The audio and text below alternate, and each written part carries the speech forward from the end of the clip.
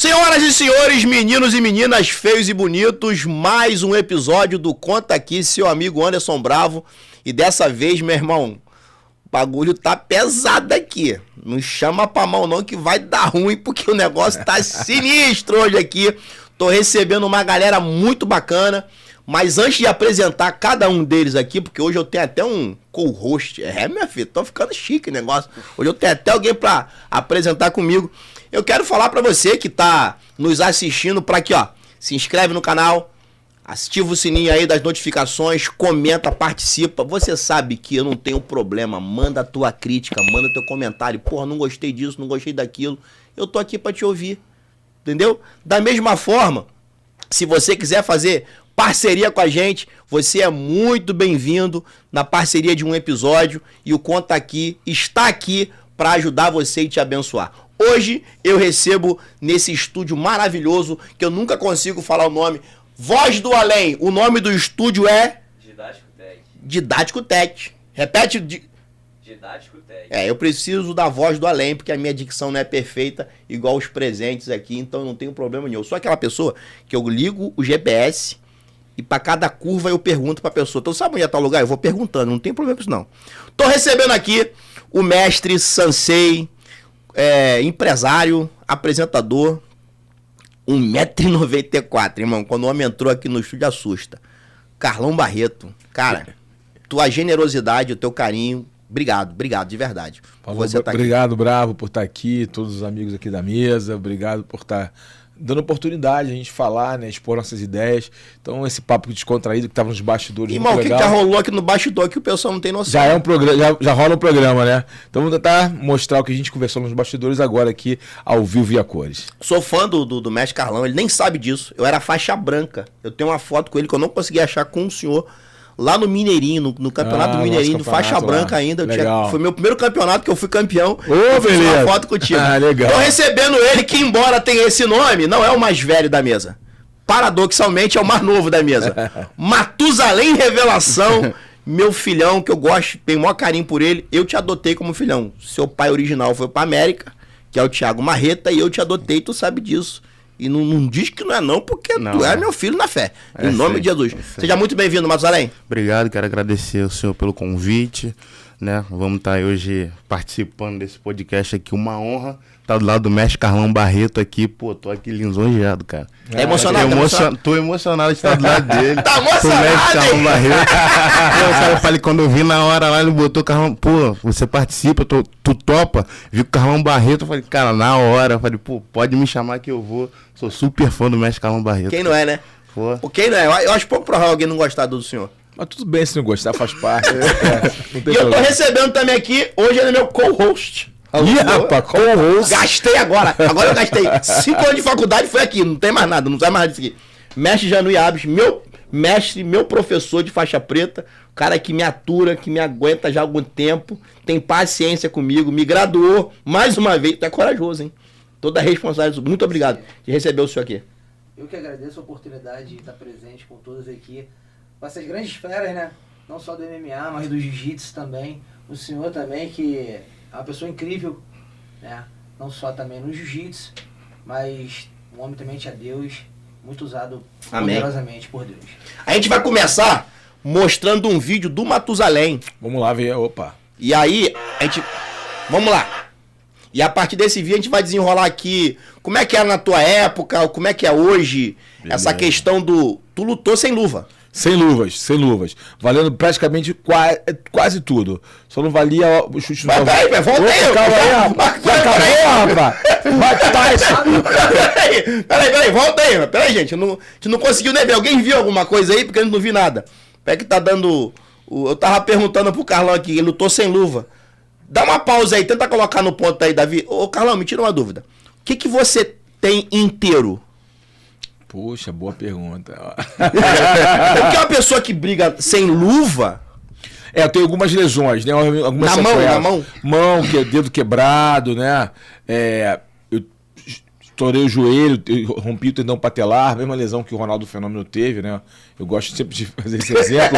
Fica mais fácil entender. Rompi o tendão patelar, rompi o ligamento cruzado do joelho, lesão de tornozelo, lesão no ombro, algumas lesões. Eu tive rompimento do músculo peitoral já, algumas lesões. Se eu for contando aqui as lesões, até parece... Mas você é um cara Agora, que você... eu não tenho nem um terço das lesões de Minotauro, por exemplo.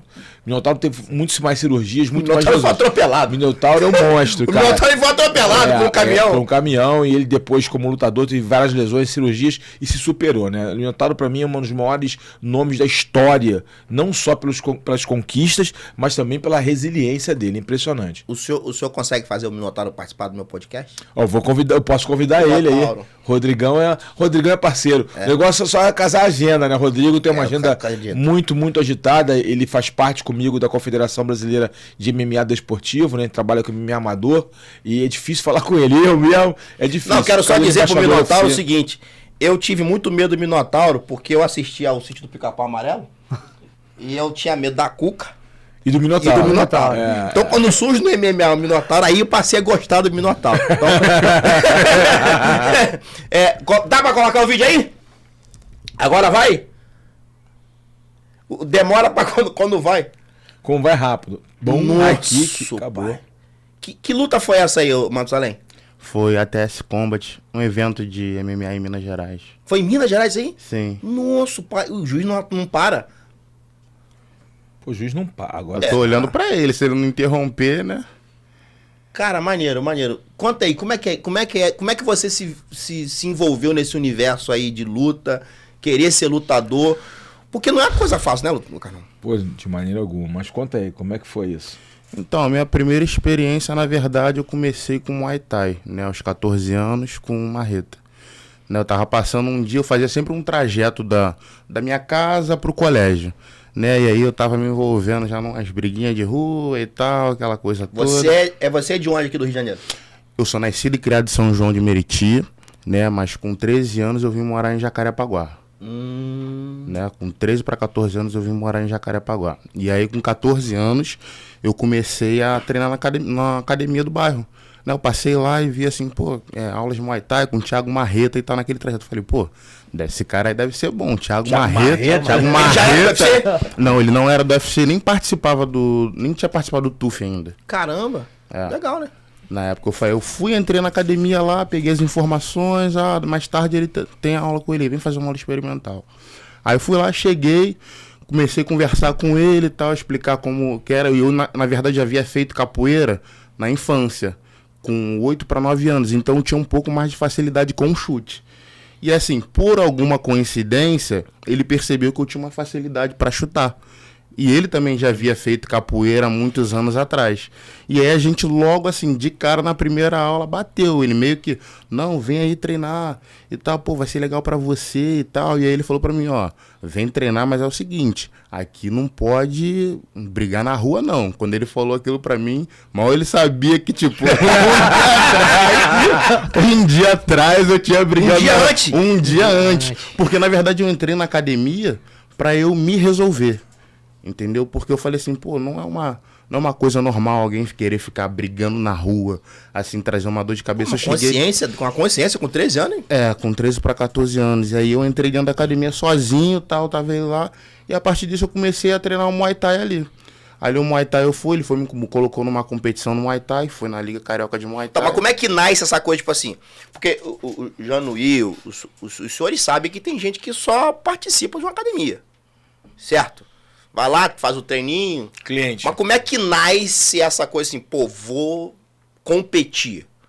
Porque isso aqui tá transmissão, televisão. Como é que isso nasce em você? Você transformou isso no seu modo de vida? Isso hoje é o teu modo de vida? Você ganha pra isso? Sim, na verdade. Você diz o que atualmente, hoje? Dessa época até hoje. Até hoje. Porque às vezes o cara, igual o jogador de futebol, né? O cara, de repente, ele não tem a habilidade do Neymar. Mas ele fala, cara, eu vou fazer isso na minha vida. E vou. Sim. E outro não. Joga um futebolzinho porque gosta. Como é que nasce em você assim? Cara, eu vou me tornar um lutador de MMA. Porque na realidade eu olhei muito. Na verdade, o espelho que eu tinha no momento era o Marreta. Então eu vejo ele um ano depois lutando no TUF. eu vejo ele lutando na televisão, né, e tal, aquela coisa tudo, foi criando um sentimento dentro de mim. Eu falei, pô, ele é um cara que, pô, nascido e criado na Cidade de Deus, na favela, eu venho de São João de Meriti e tal, pô, tava com um cara ontem, o cara tá na televisão, pô, se esse cara pode, eu consigo também. E aquilo foi criando um sentimento em mim. Pô, eu vi ele lutando uma vez no TUF e tal, ele perdeu, e eu fiquei muito triste pela derrota dele. Eu chorei naquele dia. E eu falei assim, sério? Pô, sério. Quando ele perdeu, eu chorei. Ele fez uma luta com o William Patolino, na época. E aí ele perdeu e tal. Assim, aí aquela parada, eu falei assim, pô, isso daqui é uma coisa que eu acho que dá pra eu investir. Aí eu fui lutando. Falei assim, pô, se eu me der bem, não custa nada aí. A gente Contigo tenta foi isso também, né? Carlão? Não, foi diferente. Tu se tornou lutador de MMA porque tu viu alguém em alguém? Não. Ou porque tinha que pagar a conta? Não, nenhuma coisa nem outra. Nenhuma coisa nem outra. Na verdade, a minha introdução ao Vale Tudo, né, que na época nós chamávamos de Vale Tudo, e posteriormente é que virou MMA, foi diferente. Foi porque eu fazia jiu-jitsu, já era um competidor de jiu-jitsu, já era um cara vencedor no jiu-jitsu.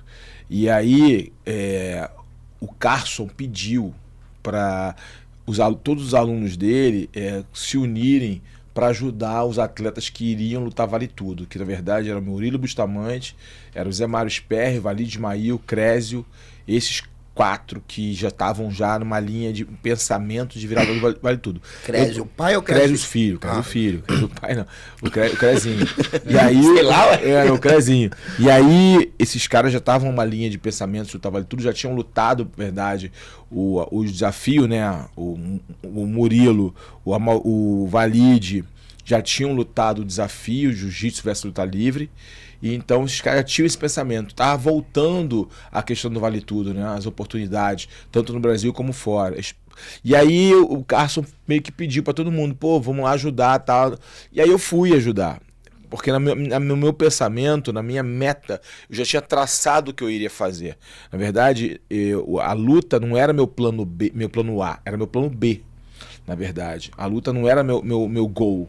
Né? Eu queria, na verdade, fazer jornalismo, trabalhar com jornalismo e tal. Eu já fazia um estágio na Rede Globo Televisão como editor de imagens e tal. Uau. Então, eu vivia uma vida paralela, porque apesar de ter essa visão de ser jornalista e tal, eu amava muito o jiu-jitsu e tinha resultados no jiu-jitsu, tinha patrocinadores no jiu-jitsu, mesmo não sendo faixa preta. Então eu falei assim, cara, eu vivia uma vida meio lá e cá. Isso é terrível, na verdade, tá? Isso é terrível. Isso não é. Porque não desenvolve nem um lado nem bem, nem o outro. O plano B. A síndrome do pato. O plano B é o pior inimigo do que você pode ter. As pessoas falam, tem que ter um plano B. Não, você não tem que ter um plano B. Você tem que ter um plano A e ajustar o plano B, o plano A, caso necessário. E as pessoas não entendem muito bem isso e criam essa cultura do plano B, que é o maior inimigo que você pode ter. E aí eu fiquei muito nessa linha de que eu faço para um lado para o outro. O meu fator definitivo foi quando o Carson pediu para ajudar, ele estava indo morar fora do Brasil, pediu para ajudar. E a gente foi lá ajudar os caras, treinar com os caras. Eu comecei a ter aptidão para sem kimono e para o Vale Tudo. Comecei a ter aptidão. E quando o grande mestre João Alberto Barreto ia fazer um evento, ele perguntou, quem quer levantar a mão? Quem levanta a mão aí? E eu instintivamente, né, na verdade, quando você está preparado, o instinto sobressai. Quando você não está preparado, o instinto não sobressai, você fica acuado quando você não está preparado. É por isso que algumas pessoas têm medo de competir, porque elas não se sentem preparadas. E quando você está muito preparado, você fica muito natural. E quando o mestre Roberto falou assim, quem quer lutar, um Vale Tudo, estrear, eu levantei o braço automaticamente. Foi aí que tudo começou. É a sua primeira luta, tu venceu? Me venci. Lutei fora do Brasil, né? Eu tive já foi Vale Tudo? Já foi Vale Tudo. Eu lutei no Japão, né? Eu ainda tive essa... Tua primeira luta já foi no Japão? A tua primeira luta foi onde, Matusalém? Foi em Minas Gerais. Minas Gerais. Foi no Japão. Tu nunca quis ir pro MMA, não? Na minha época era mais escasso, né? Principalmente na Baixada. O MMA ele quase não tinha, né? Era mais o jiu-jitsu em si, pra chegar na Baixada já foi difícil. Eu comecei, foi com... Como tinha falado com o mestre Carlão Barreto. Comecei com Gavaza. Fiquei 2 meses no Gavaza? Comecei no Grajaú? Isso. Legal. Comecei 2 meses no Gavaza. Depois fui pro Rogério Oliveira, o Lelo, né? No qual fiquei treinando com ele isso. Com o Carson. Treinei um tempo com ele, depois tive que voltar pra Baixada devido à situação financeira, né? E dali não parei mais. Mas graças a Deus, assim, vontade a gente sempre tem, né? Já tive bastante até.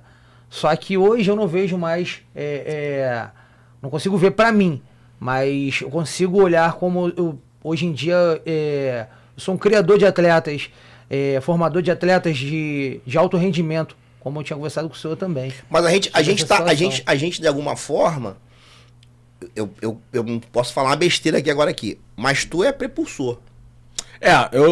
O sonho do Matusalém, ele na verdade, ele se viu numa reta. Sim. Certo? Mas na verdade, quem abre a chancela, a porta, por isso que eu fiz essa pergunta do tipo, tu lutou sem luva, velho. Lutei sem luva. Algumas oportunidades. Hoje... Valendo cabeçada, então, valendo tudo. Não, valia a cabeçada? Literalmente valia. Então, hoje o Matusalém, ele enxerga não só o preparo técnico, né?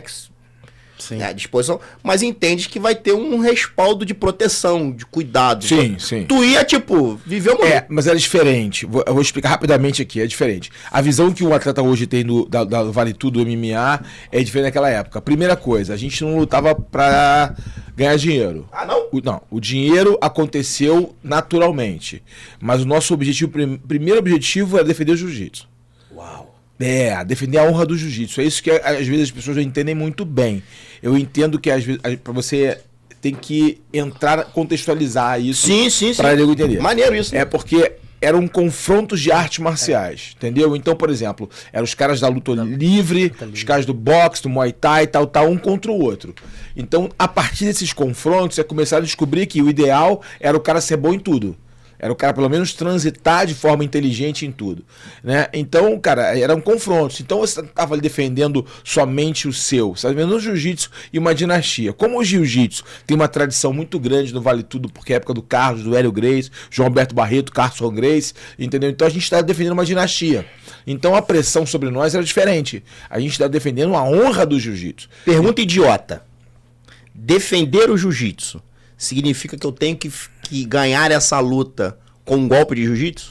Não necessariamente, mas defender porque o jiu-jitsu, aí que é legal a tua pergunta, o jiu-jitsu é uma luta muito integrada. Então a pergunta não foi idiota. Não, o jiu-jitsu é uma luta integrada, é porque quando a questão do desenvolvimento do esporte acabou desmembrando o jiu-jitsu. Quando você treina jiu-jitsu de defesa pessoal, você treina pontapé, você treina chute, você treina aproximação, você sabe dar um jab, para você aproximar, derrubar, né, fazer as projeções e levar para o solo, imobilizar ou finalizar. Então, o processo de defesa pessoal não é só defesa de faca, defesa de paulada, também é defesa de briga de rua. Você evitar ser golpeado pelo adversário para imobilizá-lo e assim você controlar ele. Diante disso, você precisa aprender a socar, chutar. O Carlos Gracie, o Hélio Gracie já tinham esse entendimento, o Carson, Hélio Vídeo, Pedro Emetério, todos treinam boxe.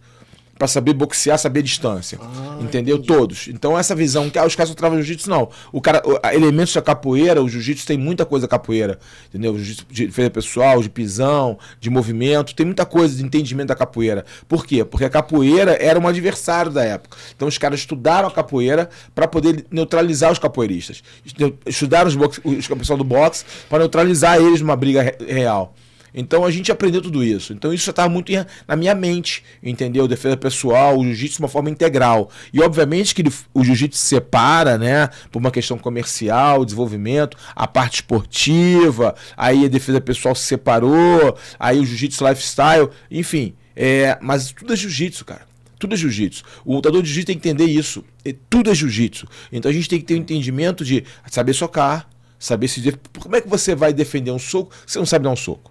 Como é que você vai entender a distância de um chute se você não sabe fazer um check, se você não sabe fazer uma aproximação? Você tem que entender. Você não precisa ser um expert no Muay Thai ou um expert no Karatê, mas você precisa entender o que está vindo do outro lado para você procurar uma defesa adequada para aquilo. Então, tudo é jiu-jitsu. Então, a gente tinha um entendimento que o jiu-jitsu é uma luta que dá para a gente um controle da luta, um controle corporal, um controle mental. Isso a gente tinha muito claro. Hoje um atleta de MMA, ele... Eu não sei como é que funciona. De repente, Matusalém, que tá na lida aí de preparação de luta, como é que é esse cronograma? 1 hora de jiu-jitsu, 1 hora de boxe, 1 hora de... Como é que funciona isso? Ou não tem isso? Então, na verdade, eu no caso, hoje eu separo meus treinos assim. preparação física, treino técnico, né? A gente tá fazendo, por exemplo, um dia eu faço Muay Thai, à noite eu faço sparring de MMA, por exemplo. Aí no outro dia, terça-feira, preparação física, de manhã... Aonde você fica mais confortável? Onde eu fico mais confortável. Ou não tem isso pra você? Não, assim, a gente... porque foi o que o mestre falou, né? Na realidade, hoje, principalmente falando de agora, hoje o MMA acabou mais essa coisa de... Como posso dizer? As pessoas... Hoje, o esporte, ele tá muito técnico. As pessoas estão trabalhando muito em cima do quê? Das pontuações. Os atletas... Mas Carlão Barreto pode até falar assim um pouco melhor. Que hoje em dia o MMA... Ele não tem mais, por exemplo, antigamente era aquela coisa de defender o jiu-jitsu e a representatividade do jiu-jitsu. Hoje em dia o MMA, o atleta que vai vencer é aquele que impõe o seu jogo, né? Seja ele abafando, seja ele controlando a luta no solo, né? Seja ele controlando a luta no alto. Então hoje em dia, né, a galera não tá brigando mais por uma bandeira. Hoje em dia o pessoal luta o quê? Luta pra vencer, pra você terminar uma luta bem, por ponto, assim, ou se for o seu estilo, por exemplo, o meu estilo é mais o quê? Até pelo meu peso. Eu busco, igual na última luta, eu busquei nocautear, não consegui. Até pelo fato de estar 3 anos parado, né, vindo de... Subi muito meu peso, era da categoria dos pesos médios, pra me adaptar pra estar agora no peso não é esse aí, não? Não, meu peso não é esse, porque eu lutei no peso pesado com a proposta de descer pro meio pesado. Então, assim, eu falei, vou lutar no peso pesado, era uma luta boa pra mim, o atleta que eu lutei, eu já tinha visto ele lutando, eu falei, eu acho que eu consigo lutar com esse cara, eu tava preparado já, entendeu? Fazendo preparação física, sparring para mais de 6 meses. Então, assim, na verdade, hoje o que acontece é o seguinte, os atletas querem lutar para vencer na segurança. Na tua época, Carlão, as lutas não tinham tempo, né? Não, tinham tempo. Já tinham tempo? Tinham tempo, eram tempos mais longos, né? Dependendo do evento. Ou eram 3 rounds de 10, ou era 1 round de 20 mais 1 de 10, entendeu? Dependia do evento. Ou 1 round de 10, outro de 10, outro de 5. Cada evento tinha uma estruturação, né? Era muito relativo. Às vezes tinha 20 minutos direto, entendeu? Como é que tu vê essa questão do... Evolução, eu vi um vídeo de um... Eu não vou falar, até porque eu nem sei o nome do cara, que ele foi campeão agora de jiu-jitsu, e ele falou o seguinte, eu botei a regra debaixo do braço. E parece que tem uma regra no jiu-jitsu que você pode pedir atendimento médico. Pode. 2 vezes, o atleta atendeu 2 vezes. E o cara que foi campeão, então o cara tava explicando o seguinte, que ele viu que ele tava numa situação, ele confessou depois. Ele usou atendimento médico. Quando ele voltou, e aí o pessoal no comentário dizendo que ele foi antiético, não sei o que, ele foi assim, eu usei a regra do jogo. Eu acho que ele se viu numa situação ruim, cansado. Peraí. Machuquei. Até que ponto... Esfriou a luta. Até que ponto, pra você, que é da época do... Tu acha isso normal? Cara, não é questão de... Eu não vou julgar o que ele fez. Porque se é regra, é regra. Eu não faria. Mas não é porque eu não faria que é errado. Entendeu? É um padrão de comportamento. É o que você entende como ético ou como usual. Se ele tem a regra pra usar, isso no MMA também acontece. Às vezes o cara toma um golpe na região genital, não dói tanto, mas ele valoriza aquilo porque ele tá vendo que o outro tá crescendo. E ele segura. Exceto aquele que quebrou a forquilha agora. Não. O John Lineker quebrou mesmo. O John Lineker como o cara foi. O John Lineker quebrou mesmo. Até mesmo porque o John Lineker não é lutador de segurar a luta, de usar regra. Vai sai na mão. O John Lineker é sinistro. É que o Fabrício, meu irmão, nunca vi esse menino. Eu não conheci esse menino que ganhou dele. Que ganhou não. Foi no contest a luta, mas eles vão lutar de novo. Esse Fabrício é muito bom. É um brasileiro. Também a raiz dele é o Muay Thai. Ele treina na Tailândia, se eu não me engano. Menino muito duro. E me surpreendeu a todos como ele sabe usar a envergadura dele a favor dele. Enfim. Voltando aqui. A questão é a seguinte, cara. Se tá na regra, não é antiético. Não é. Se tá na regra, não é antiético. Sim. O que vai é o seguinte, se ele entende a regra, domina a regra e sabe usar ela na forma correta, ok, faz parte. É legal isso entre nós lutadores, aquela coisa do espírito lutador? Não. Porque eu fico pensando assim, mas faz parte. A Turquinha colocou quantos... Sobre a evolução do esporte, né? A Turquinha colocou quantos atletas no último campeonato? 39. 39. 39, pô. Se os 39 fossem pódio, a Turquinha tá. Então como é que tu prepara essa galera com esse idioma? Gente, tem a regra. Vamos usar a regra. Ou não, vai lá e sai na mão. Eu prefiro usar o old school. Ganhar pra finalizar. É Isso mesmo? aí, porque o ponto é complicado. Fica na mão dos juízes, dos árbitros. E muitas das vezes pode acontecer que o atleta acha que ganhou e fica naquele disse e não me disse, né? Então o ideal é ele finalizar. Aquele campeonato eu ganhei. Finalizar não tem jeito. Eu trabalho os atletas pra finalizar. Eu entendo que o professor Turquinho tá falando. Faz sentido, né? Bem old school. Só que, aí eu vou pegar um pouquinho o meu aprendizado com o Carson Gracie. Tem atletas que não têm aptidão para finalização. Que não vão ser finalizadores, não são finalizadores. E você é o que você treina. Literalmente isso é verdade. O que você demonstra na academia é o que você vai demonstrar lá na hora da luta. O que pode fazer com que você mude um pouco o seu game plan, a forma de você lutar, é a questão emocional. Aí é o psicológico, né? Que pode interferir positivamente e negativamente, né? Por isso que a gente tem os leões de treino, né? Aquele cara que treina muito bem, bate em todo mundo. O nome é esse? Leão de treino. E quando chega na minha hora... cidade é caoseiro mesmo. Cara que bate todo mundo. Mó caô. Aí chega na campeonato. Mas, cara, esses caras são muitos crucificados. Na velha guarda crucificavam muitos caras. Mas não devem ser, sabe por quê? Esses caras são os melhores sparring que a gente tem. Eles dão ótimos treinos pra gente. Ótimos treinos. Entendeu? Eles te mostram vários erros da fazenda. Então eu valorizo muito esses caras. Tem uns que até vibra. O que eu acho quando me finaliza. Ô, meu irmão, finaliza, eu sou campeão, né? Campeão. Então o campeão sou eu. Os caras que vibram, eu já tive essa experiência. Do cara me finalizar, e eu senti que o cara fez, yes. Aí eu... Não, tipo assim, então se ele for campeão, então campeão tecnicamente sou eu. Entendeu? Verdade. Então, quer dizer, eu não tenho nada contra esses caras. A gente vai amadurecendo, né? Vai evoluindo como pessoa, como treinador. E hoje é o seguinte, o cara que é leão de treino, eu procuro tentar ligar o interruptor dele para que ele possa romper essa barreira emocional dele que ele tem em relação à competição. Caso eu não consiga, eu valorizo ele para que ele possa ajudar seus companheiros. Tá? Dito isso, o que acontece? Não tem como você falar assim, cara, esse cara aqui eu vou treinar para ser finalizador. Às vezes o cara não tem aptidão. Eu tenho uma menina lá que ela é finalizadora nata. Ela não tem como segurar ela. E eu tentei segurar ela. Eu tentava segurar ela. Cara, não, faz uma luta inteligente, por favor. A gente tem um código chamado gestão inteligente. O finalizador se expõe mais? Se expõe muito mais. Ele se expõe muito mais.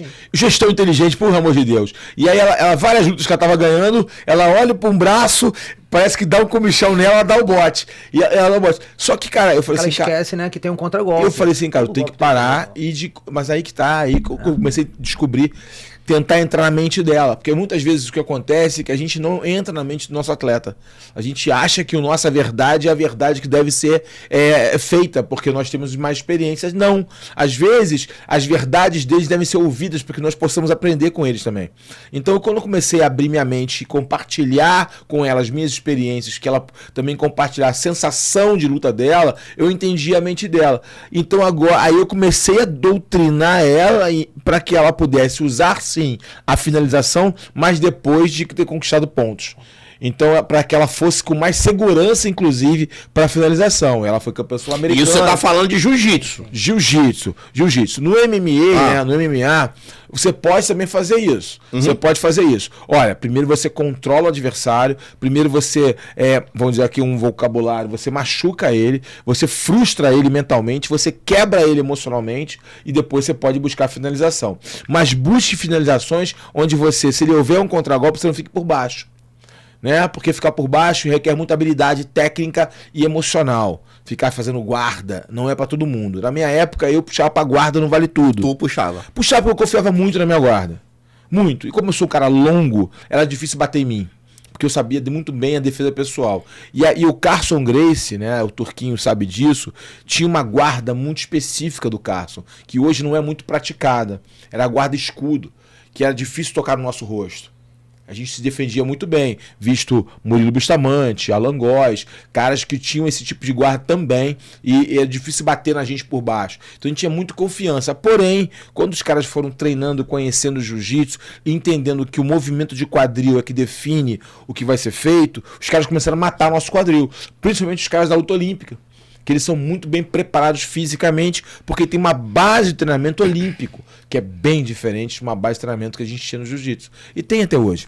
Né? O esporte olímpico é diferente. Né? Os ciclos de treinamento dos caras, o trabalho científico que é feito, ainda não é feito no jiu-jitsu. Está começando a ser feito. Né? Algumas equipes, alguns trabalhos bacanas que estão sendo feitos. No MMA, já essa influência do wrestling, né? De toda a dinâmica de perda de peso, de entendimento de planificação de treino, tudo isso já está inserido no MMA. Então hoje os professores, os treinadores já estão buscando entender um pouco mais sobre dinâmica de preparação de treinamento, né? Os chamados camps, né? A época do volume, da especificidade, né? Então o cara hoje eu vi o Jean-Louis mostrando lá, né, a base da Turquinha na Baixada, em Nilópolis, né? Sim. Né? E tem as unidades. E eu vi você falando lá pra galera uma vez dessa questão da preparação física, né? Sim. Que você decidiu investir nisso, né? E tem gente que não valoriza muito essa questão da preparação física, né? Essa questão do condicionamento, né? Até que ponto essa confiança que o Carlão tá falando, o camarada, tipo assim, vou usar uma linguagem do futebol que é mais entendido, né? Se criou uma lenda que o Romário não gostava de treino. Treinar, a gente não sabe até onde você vai. Treinar pra quê se você sabe fazer? Até que ponto existe isso no meio dos atletas, né? A gente brinca, tem um amigo nosso lá, que eu não vou falar o nome dele aqui, eu vou trazer ele aqui no podcast, que o treino é 7 horas, né? Mas tem um aquecimento, Faixa roxa aí? É quase. Ele chega às 7h30. Faixa roxa. Chega às 7h30, então, mas isso pro camarada que trabalha, tem. Mas pro atleta que vai competir, até que ponto você consegue ver na luta ali, pô, se ele tivesse realmente praticado aquilo ali, do ponto de vista de treinamento, ele não passaria aquela situação? Ou não tem nada a ver? Então, eu particularmente, eu acho que o atleta, para ele ser completo, ele tem que fazer atividade física, tem que se preparar fisicamente. Creio eu que todos eles que vão competir têm que se preparar. Não tem a fórmula mágica do cara tá em casa ou tá... chegar lá, treinar tomou suquinho, né? Tomou, suquinho Gummy, e assim, fiquei forte, tô com gás perfeito, tô com disposição. Eu treino jiu-jitsu todo dia. Isso aí. Não existe. Não tem que ter uma preparação física, tem que ter uma preparação física. É crucial pro atleta. O jiu-jitsu hoje, eu vou dar aqui só um pitaco em cima do que o Turquinho falou. O jiu-jitsu hoje exige um nível de treinamento de altíssimo rendimento. O jiu-jitsu mudou completamente. Então, se você ficar preso ao passado, que você dava o treininho, 2 treininhos por dia, e ela rola, né? Nem treininho, rola. Ah, vou rolar, fazia 10 treinos de 10 minutos, pô, tô treinadaço. Chegava no campeonato, cansava na segunda luta. Pô, mas como é que eu cansei se eu dava 10 treinos? Porque você não treina adequadamente. Entendeu? Porque isso é muito importante. Fazer rei da mesa. Rei da mesa não prepara você pra luta. É muito importante. Entendeu? Então, o jiu-jitsu mudou. Se você não souber fazer um treinamento inteligente, porque aquela história, treino duro, luta fácil, não é? Aí eu coloco o adendo, treino duro sim, mas treino assertivo, luta controlada. Nem falo luta fácil, luta controlada. Você consegue controlar a luta até aonde você pode. Diante disso, se você não tiver uma preparação física, e aí quando eu falo preparação física mesmo, um trabalho específico pro jiu-jitsu, não é fazer e correr 6 km. Tu vai correr no tatame? Não, tu vai lutar jiu-jitsu. Né? Especificidade. Aí o cara vai dar uma corridinha. Correr pra quê? Ah, não, a corridinha. Quando eu falo meu atleta, você quer correr? Eu faço assim, meus atletas. Segunda, terça, quarta é off, quinta, sexta, sábado. Eu quebro o meio para eles poderem fazer o recover, né? Descansarem para poder render quinta e sexta, né? E sábado. E aí, geralmente, sábado é quando não tem competição, eles treinam, né? Em um período só. O resto são 2 períodos de treino. E aí eu falo, cara, meu irmão, eu queria correr, mestre. Eu falei, cara, correr pra quê? Aí, não, pra dar um gás. Mestre, gostei do senhor. Pô, esse negócio de correr pra quê, né? Pra quê? Gente, pra que correr? Não, olha só. Gente, eu tô me identificando com o Carlão Barreto, eu já era fã dele. Porque tem que correr. Irmão, correr. Eu corri de ônibus, já corri da polícia. já corri da galera da Covanca lá que queria me bater quando eu era moleque. E correndo. Pra correr pra quê? Porque é o seguinte, vou explicar. Nada contra a corrida, fica de passagem. Mas sim, a preparação física, ela não se resume a correr. A corrida, ela pode fazer muito bem pra sua cabeça. Então tem atletas que, mestre, eu gosto de correr. Por que você gosta de correr? Porque eu consigo visualizar a luta, eu fico sozinho no meu mundo. É legal. Então a corrida vai te manter bem fisicamente, né? Você vai fazer um trabalho físico, né? Ainda mais se estiver perdendo peso, legal, vai. Mas não queira que a corrida te dê o gás pra luta. Gás da luta na luta. Que nem a galera começou quando bombou o crossfit. O cara queria fazer crossfit pra lutar jiu-jitsu. Peraí. Sério? Vários. CrossFit é uma modalidade esportiva, sabia? Não é uma brincadeira. Então você quer fazer CrossFit para ser bom de CrossFit e não para ser bom de Jiu-Jitsu. Você pode usar parte da preparação física, do basismo e tal, do CrossFit pro MMA ou pro Jiu-Jitsu? Pode, mas não indica que você treinando CrossFit você vai ser bom de MMA ou bom de Jiu-Jitsu, ou vai ter esse gás. O gás da luta você ganha lutando, fazendo um trabalho específico, entendeu? Dinâmica específica, escolinhas de combate. Concordo. E aí você ganha o gás da luta. Matusalém, tua maior virtude e tua maior dificuldade? Sou bom no chão, mas sou ruim no trocação. Sou maravilhoso no chão e sou péssimo no trocação. Se você hoje pudesse falar assim, pô, cara, eu preciso focar aqui e aqui eu domino 100%. Então, Muay Thai é da onde eu treino desde os meus 14 anos. Eu me sinto muito mais confortável. Aquela luta que a gente viu agora ali, aquele chute ali é de Muay Thai de capoeira. Bonito. Bonito, né? High kick bonito. Não é bonito? Bonito. Fiz uma Se fosse no finta futebol, ali no com a mão. DVD já tava. DVD. Já tava contratado, meu irmão. Fiz uma finta ali com a mão e chutei. Eu consigo ter bem a minha distância de mão, tanto... Você falou agora há pouco o negócio do teu peso. Sim, Mesmo assim, tu consegue eu consigo. ainda chutar bem e tal? Consigo chutar. E qual é a tua maior dificuldade? Jiu-jitsu. Olha aí. Jiu-jitsu. Faixa preta, 2 graus. É mesmo? Porque na realidade eu comecei atrás no jiu-jitsu, né? Porque eu já fazia o Muay Thai, por exemplo, 3, 4 anos direto e depois fui lutar MMA. E aí comecei o MMA junto com o jiu-jitsu. Eu não comecei a fazer jiu-jitsu. Eu comecei a fazer MMA e jiu-jitsu. Influencia. Mas nada que não possa ser corrigido, né? Lapidado. É uma questão de dinâmica, né? De como ele planifica o treinamento dele, né? Ele, o técnico dele, né? O head coach da equipe dele, como é que eles planificam esse treinamento dele. O que ele deve dar, na minha humilde opinião, né? O que ele deve dar ênfase nesse momento sempre no que ele é melhor, tá? Para que ele fique muito melhor. E no que ele é pior, ele deve buscar ali as brechas, ou seja, só colar as brechas no que ele usa no MMA. Por exemplo, no caso dele, ele tem que melhorar as defesas de queda dele. Então, wrestling ali, defender ali, aprender a defender, melhorar o wrestling. Ele é alto, né? Ele é alto, defender as quedas. E aí aplicar, quais quedas tem que fazer? As pessoas no jiu-jitsu, no MMA de uma forma geral, têm um sério vício de ser unidimensionais nas quedas. Só buscar double e single leg. Isso é um grande erro. É uma preguiça mental, né? Double e single. Aí já fica nessa... Não, mas aí a gente tem Outigari. O judô nos traz grandes benefícios, grandes técnicas que a gente pode usar na grade ali, né? Um Outigari, até um Dash Barai. Você tem algumas técnicas muito boas do judô que são bem aplicadas, principalmente quando a gente tá na grade. No ground, na jogo da grade ali.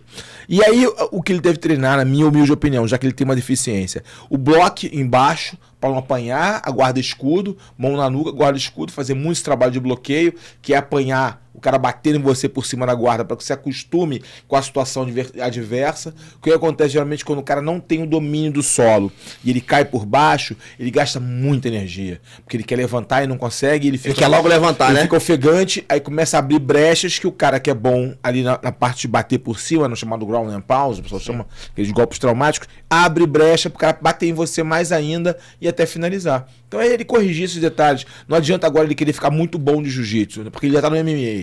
Então ele tem que melhorar cada vez mais no Muay Thai, um Muay Thai aplicado ao MMA, né? Joelhada de encontro, cotovelo. Tu tem alguma luta prevista já? Não, a princípio não, já pedi. Tá já, na hora de treinar agora. Tô aguardando, mas tô Agora. mantendo treinado, fazendo preparação Tu física. também dá aula? Eu dou aula também, dou aula de Muay Thai e boxe. Não sei se você sabe disso, né? Eu conheci o Thiago Marreta em 2015. E ele tinha saído do TUF e ia fazer a primeira luta dele. E aí eu comecei a ver o Thiago crescer dentro do UFC. E ele me chama de paizão, aquela coisa toda. E aí eu falava assim, cara, você tem que ir embora. Você pra evoluir, você vai ter que ir embora. Porque o Marreta treinava boxe na Tijuca, jiu-jitsu na TFT, lá na Oase, aí dava uma aulinha.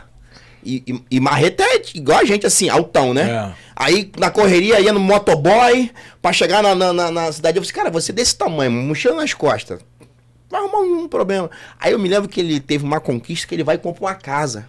Aí ele me leva na casa dele, lá em Jacarepaguá, uma casa maneira, fez um churrasco. E aí, meu pastor, a minha casa aqui. Eu falei, pô, casa maneira, mané. Pô, muito top essa casa aí. Pô, ora aí pela casa. Fui lá, orei ele.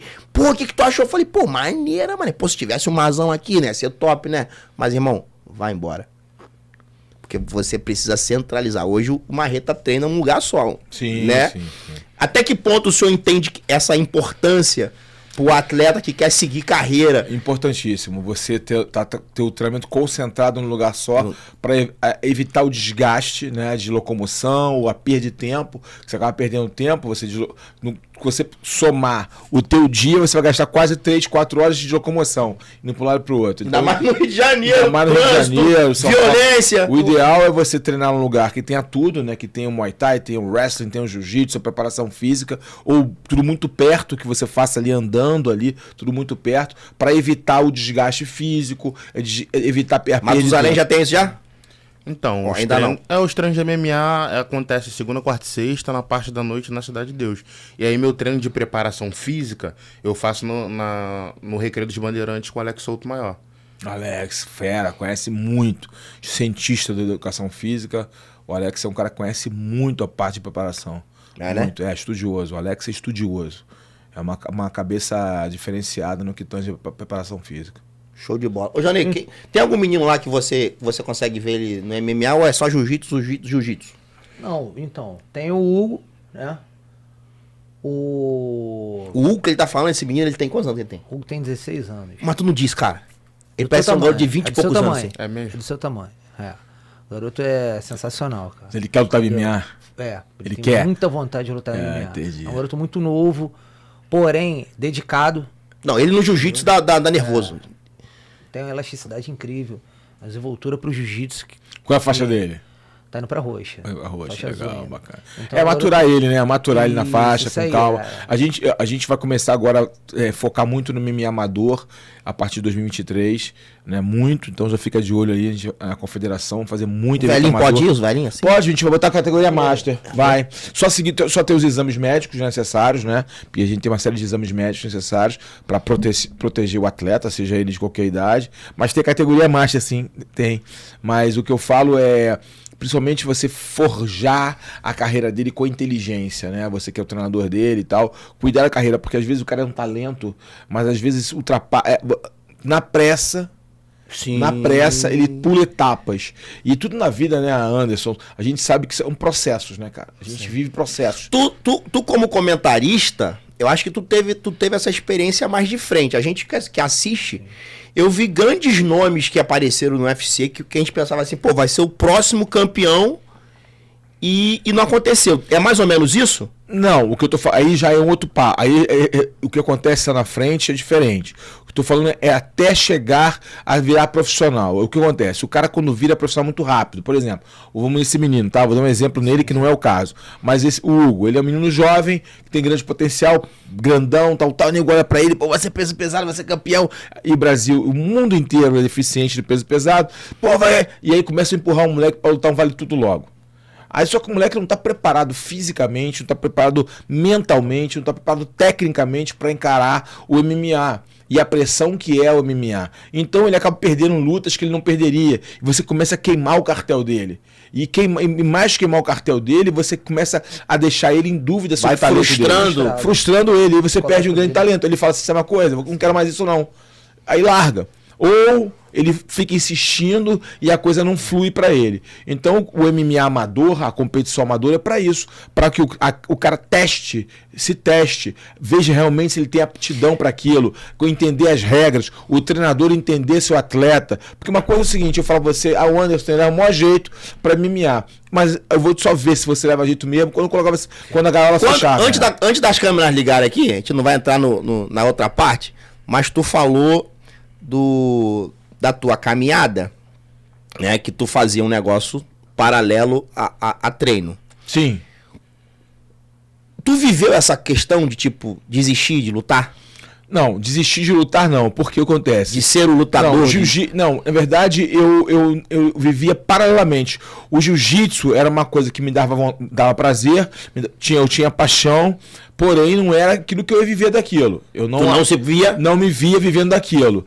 Aí quando eu comecei a crescer no jiu-jitsu, ter patrocínio, tudo isso, eu via que era uma possibilidade real, porém ainda não era aquilo que eu desejava. Por quê? Não porque eu não gostava ou não acreditava, e sim porque a sociedade criava modelos de sucesso que acabavam influenciando na minha escolha. Né? Tem que formar, tem que trabalhar um trabalho convencional, ou tem que fazer concurso público. Então a sociedade te pressiona muito. Isso começa em casa. É culpa dos pais? Não, é porque os pais querem também estão recebendo a pressão da sociedade. Não, lógico que os pais querem ter sucesso, cara. Os pais eles reproduzem o que eles aprenderam. Então eles querem ter sucesso, querem te proteger, para que você não sofra. Não é que eles não acreditam em você, é que eles não querem que você sofra. É só isso. Matusalém, já pensou em fazer outra coisa da vida? Não. O que o mestre Carlão Barreto falou foi o que eu passei lá em casa.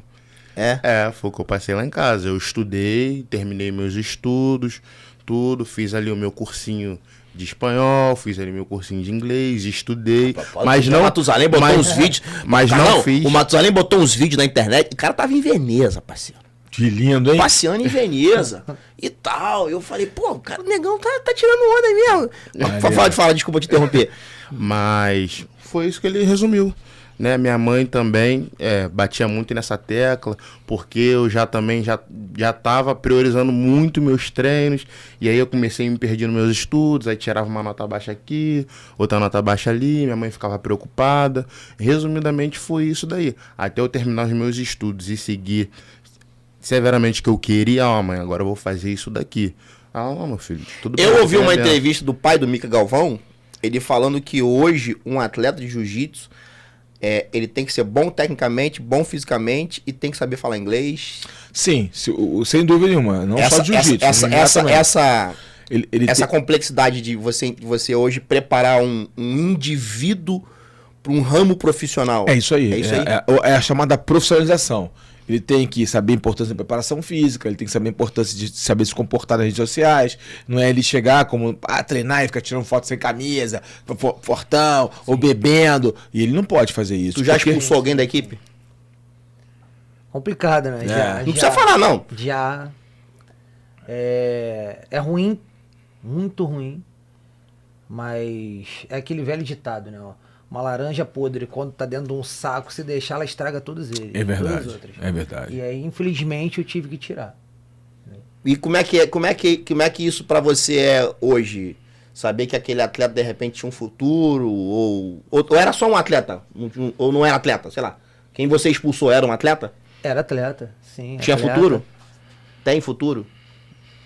Até tem o futuro. Mas depende da pessoa. Ela tem que vir, ela tem que querer. A pessoa em si tem que querer. Nós, como treinadores, estamos ali para poder ajudá-los, né? A poder crescer no mundo do esporte. Só que isso não depende só de nós. Isso tem que vir primeiro deles, né? É o livre-arbítrio. Depende deles. Se eles quiserem, a gente vai ajudar, né? Vamos dar o melhor de si para eles. Só que desde o momento que você... que o mestre falou, Carlão Barreto, não adianta, muitas das vezes, você chegar e criar uma planilha de treino para o seu atleta e o atleta não querer essa planilha e fazer só o que ele quer, entendeu? Chegava em campeonatos, a gente estudava, faz tudo certinho, treina, um treino específico, preparação física é específica dentro de posições e tudo mais. Não adianta, foi o que o senhor falou, correr, muitas das vezes não vai dar para você fazer aquele certo tipo de treino focado pro atleta, certo? Mas treinava, passava a posição, tudo certinho, chegava lá, o atleta fazia o que ele queria. Fora isso, infelizmente, não deu, não seguia as regras, né? É igual empresa. Eu chego na equipe do mestre Carlão Barreto, eu tenho que seguir as regras do mestre Carlão Barreto. Eu não posso impor a minha regra para ele. Entendeu? E infelizmente foi o que aconteceu. Entendi. E o que acontece hoje em dia? Eu acho que o diálogo é muito importante, Sim, deixa tudo muito sim. transparente. Você falou uma coisa muito importante. O cara tem que querer, né? Tem que querer. E a gente, muitas vezes, o atleta, ele deposita a responsabilidade dele mais. no treinador. Quando ele ganha, foi ele. Quando ele perde... foi os outros. positivo. E isso é terrível. No ser humano, em geral, muitas pessoas não conseguem performar nas suas carreiras por isso, porque depositam a tua responsabilidade no outro. E não, você tem que ter autorresponsabilidade. Você tem que assumir o que você faz, né? A vida é feita de escolhas. Sim. E essas escolhas vão trazer consequências e resultados. Resultados podem ser positivos e negativos, mas depende de você escolher que resultados vão ser esses, de acordo com as suas atitudes. É ponto assim. E é o seguinte, meu irmão, não existe fórmula secreta para o sucesso. Cada um tem uma história diferente e tem maneiras diferentes de você chegar ao sucesso. Também porque sucesso é uma coisa muito subjetiva, né? O que é sucesso para mim pode ser não ser para ele, pode ser para ele. Sim. Cada um tem uma forma de enxergar o sucesso. Não é uma forma que está dentro de uma caixinha. Né? Essa questão do sucesso, ainda aqui no universo do MMA, o UFC se tornou o grande evento. É o maior player do mundo. Mas ele é a única fonte final? Não, tem um Bellator, tem um ONE FC, está crescendo muito. Tem outros grandes eventos. O Matusalém hoje quer assinar com quem? UFC. UFC, lógico. Então, porque, assim, É a Copa do Mundo, não adianta. entendi. Mas É a ao mesmo Champions tempo League. você vê atletas que estão saindo do UFC. Não, é a Champions League. Como é que tu analisa tecnicamente isso? Cara, não dá pra todo Um mundo que ficar. quer ser do UFC e outro que diz, cara, não dá mais pra ficar no UFC. Não, na verdade, dificilmente um atleta sai do UFC por livre e espontânea vontade. São casos raros que saem por livre e espontânea vontade. Casos raros, que não renovam porque vem oportunidade em outros eventos. É raro. Né? Tem a PFL, que hoje paga bem e tal. Alguns fazem isso, assim, pô, eu não vou crescer mais no evento, então aqui eu não vou ser. A minha chance de ser campeão é muito pequena, tem muita gente na minha frente e eu vou buscar outros caminhos. Tem caras que têm essa visão, né, e conseguem desenhar a sua carreira de uma forma muito, muito consciente. Bacana, mas a maioria sai porque não performa lá dentro, não consegue resultados que o mantenham dentro do evento. Mas e conseguem ali, por ter sido do UFC, oportunidade em eventos teoricamente menores e fazem sucesso, ganham bom dinheiro. Conhece vários caras que ganham bem em outros eventos que saíram do UFC. A questão é, o UFC é a Champions League, cara. Não adianta a gente fugir disso. Todo mundo quer jogar na Champions League. Qual jogador de futebol? Tem jogador de futebol que fala assim, cara, eu prefiro jogar a Champions League, ser campeão dela, que ser campeão da Copa do Mundo. Tem cara que fala isso. Eu quero ser campeão da Champions. Entendeu? É a mesma coisa. Não tem como fugir disso. O UFC é o maior player do nosso game. É o maior player. Então, meu irmão, todo mundo quer lutar UFC. Agora, é o que eu falo, né, para todo atleta que deseja lutar UFC. Chegar no UFC não é difícil. Se manter no UFC que é dificílimo. Você ter uma longevidade como o Thiago Marreta, por exemplo, que está há anos no UFC, é muito difícil. Você precisa realmente performar muito, entendeu? Então a sua mentalidade tem que mudar muito. Aí o que você falou lá atrás, tem que ir embora do Brasil. Não é necessário. Todo mundo tem que ir embora do Brasil? Não. Mas se no teu ambiente profissional você não consegue ter os recursos necessários para potencializar o seu talento, é melhor você ir para uma grande equipe lá fora, entendeu? Agora, se a sua equipe no Brasil, ela consegue te dar todo o nível de treinamento adequado, consegue te dar os sparrings adequados, consegue o teu treinador, te dar treinadores que trabalhem em conjunto adequadamente, continua no Brasil, obviamente, que é a tua zona de conforto, é a tua casa, é o teu lar. Agora, se não acontece, deve ir buscar outro nível de treinamento fora do Brasil. Por quê? Porque o MMA nos Estados Unidos está no nível alto de desenvolvimento, tem muitas equipes de muita estrutura de qualidade. 1995, eu era funcionário de um posto de gasolina na Lagoa. Eu pegava 10 horas da noite, morava em São Gonçalo, tinha que pegar 2 ônibus, sair de casa às 7 da noite para poder chegar lá às 9h30 para trabalhar. E eu trabalhava, saía às 7 da manhã. E foi quando eu conheci os Bad Boys. Era a galera que chegava, meu irmão, quando chegava no posto, os caras grandão, dava maior medo. Eles chamavam de pit boys, né? Pô, não, dava medo, meu irmão. Com aquelas camisas já com aquela... Jiu-jitsu. Era a época dos bichinhos, né? Todo mundo tinha um bichinho, toda academia tinha um bicho, né? Mesmo? Era a época dos... E aí, cara, tipo assim, eu me lembro de uma rejeição social muito grande com essa questão do lutador de jiu-jitsu. Eu sofri isso. Então, é isso que eu quero chegar agora aqui. Isso hoje acontece do ponto de vista generalizado ou não acontece mais, do tipo, exemplo, vou te usar como exemplo agora aqui. Tu chega pra fazer um crédito pra comprar um carro. Tu faz o quê? Eu sou professor de jiu-jitsu. Você é bem tratado, o cara te olha... Então, hoje mudou, né? A visão do jiu-jitsu hoje no mundo tá bem valorizada, essa é a realidade. A visão do lutador eu acho que valorizou bastante. Na época do mestre Carlão Barreto, com certeza não deveria ser assim, né? Justamente por causa dos bad boys, né? Mas hoje não, hoje eu vejo de outra forma. Hoje eu vejo que o jiu-jitsu abre muitas portas.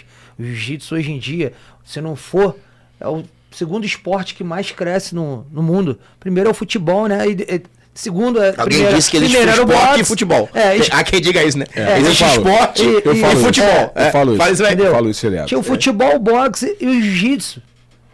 Antigamente não era tão falado quanto, né, os outros esportes. O senhor esteve agora em São Paulo no BJJ. Isso. Eu sou comentarista do BJJ Stars. Cara, eu acho fantástico essa coisa da premiação. Incrível. Né? $100 mil no GP. Aquele garoto tem quantos anos que ganhou? O Thiago Gabriel. O que ganhou? 100 mil? O Matheus Gabriel, perdão. Matheus Gabriel. Quantos anos tem garoto? Matheus tem 21, 22 anos. Meu irmão, 22 anos. Não, acho que não, ele tem um pouco mais. Acho que o Matheus Gabriel tem 24 fazer o que gosta, anos. Fazer o que gosta pra ganhar 100 conto numa noite. 24, acho. 24. Matheus Gabriel. Eu achei aquilo fantástico. Eu já mandei mensagem no privado pro organizador.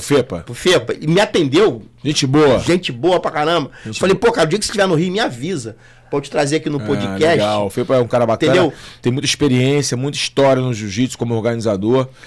Trabalhou em muitos eventos. Como que o senhor vê essa coisa do atleta que é lutador de MMA, mas de vez em quando participa de um campeonato de jiu-jitsu? O único que consegue fazer isso hoje em dia, que faz eventos casados, é o Gilbert Burns, o Durinho. É o único que faz, assim... não, tem o Wagner Rocha não tem MMA, mas tipo assim, tem algum... nos Estados Unidos tem um ou outro também americano não, que tem vídeos do John Jones disputando no Gui, né? Mas tipo, um evento, tipo assim, mas que luta assim, eventos com boa premiação, assim, foi o evento ele lutou antes do Chael Sonnen, né, aquele evento que do Chael Sonnen faz, mas tipo, o único que luta assim, eventos de lutas casadas nos Estados Unidos, assim, no Brasil também é o Gilbert Burns Durinho, lutava pelo menos. Cara, não dá não, cara. Não, né? Não dá não, porque o nível, você falou o Matheus Gabriel, né, que ganhou aí o prêmio, tem o Merhan Maquiné, que foi o vice-campeão, né, cara, não dá não, porque o MMA é um esporte e o jiu-jitsu é outro. É bom que a galera entenda isso. Boa essa aí, né? O MMA é um esporte. O MMA não é mais aquele confronto de artes marciais, se tornou um esporte. Então, lutadores hoje em dia, tem uma geração de lutadores que foram forjados no MMA. Eles não se graduaram, foram campeões em modalidades de um jiu-jitsu, muay thai, o que for, e migraram. Não, eles já vieram nascer no MMA. Obviamente, eles não têm a mesma qualidade técnica no chão do que um cara faixa preta de jiu-jitsu, mas para o que se propõe, eles conhecem muito e fazem com eficiência. Mesma coisa na luta em pé. O que acontece?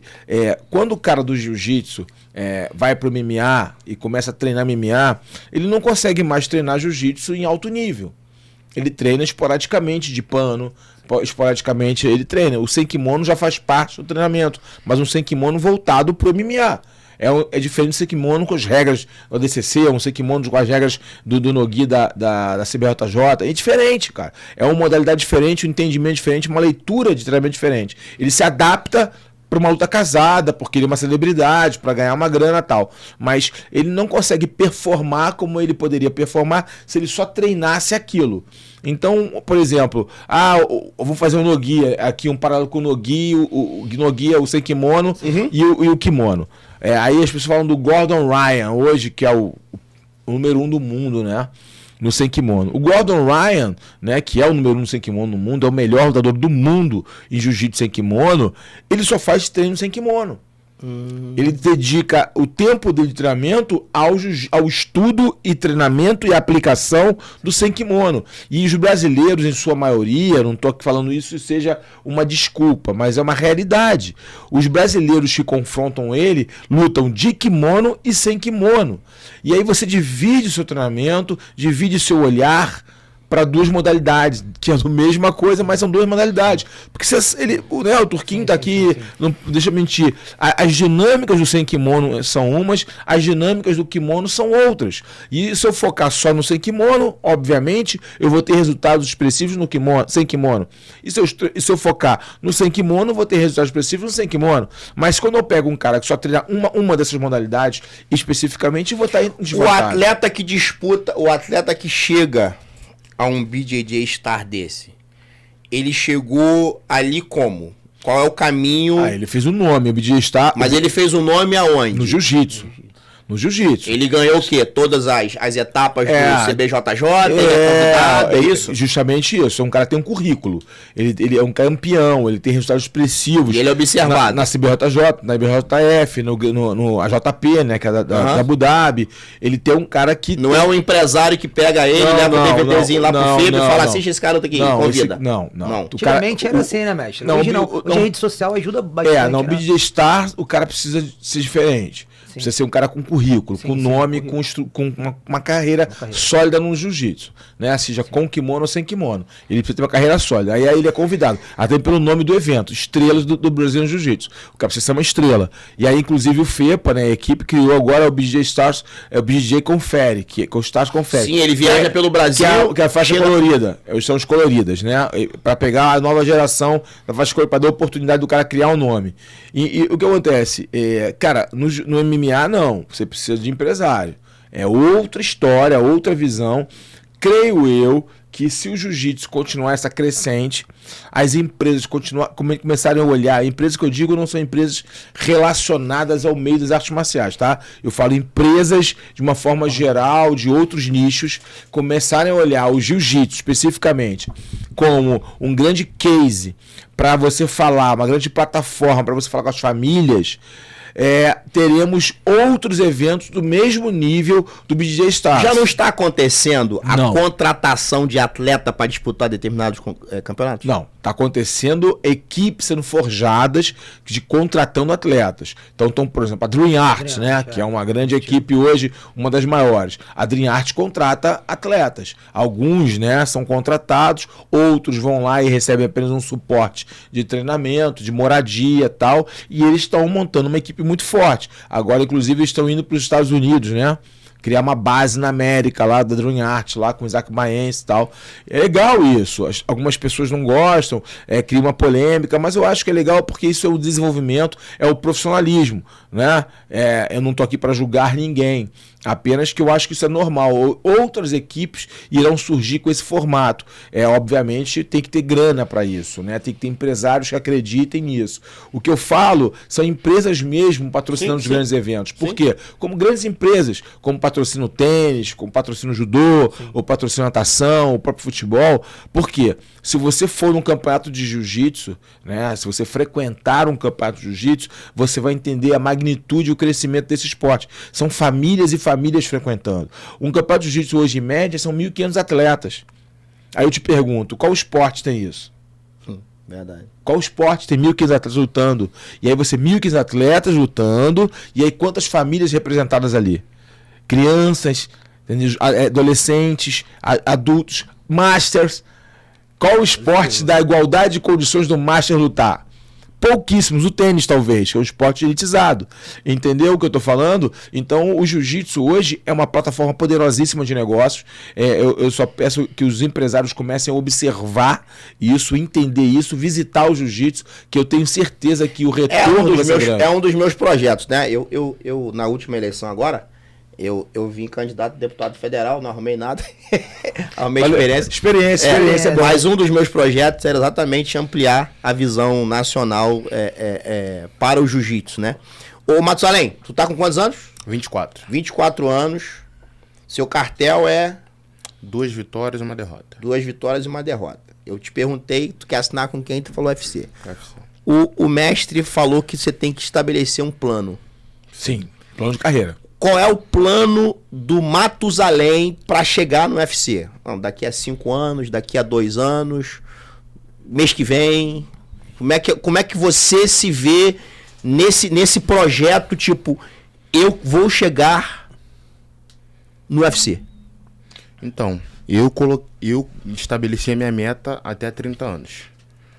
Até 30 anos. Chegar no UFC até os 30. É, porque eu vou te contar a minha história. O que acontece, desde quando eu comecei a lutar profissionalmente, eu não dei aquela sequência de, por exemplo, uma sequência boa pra gente estar lutando aí no MMA seria de 2 a 3 vezes. Que é a história que ele falou do cara ir pro BJ Star, perdão.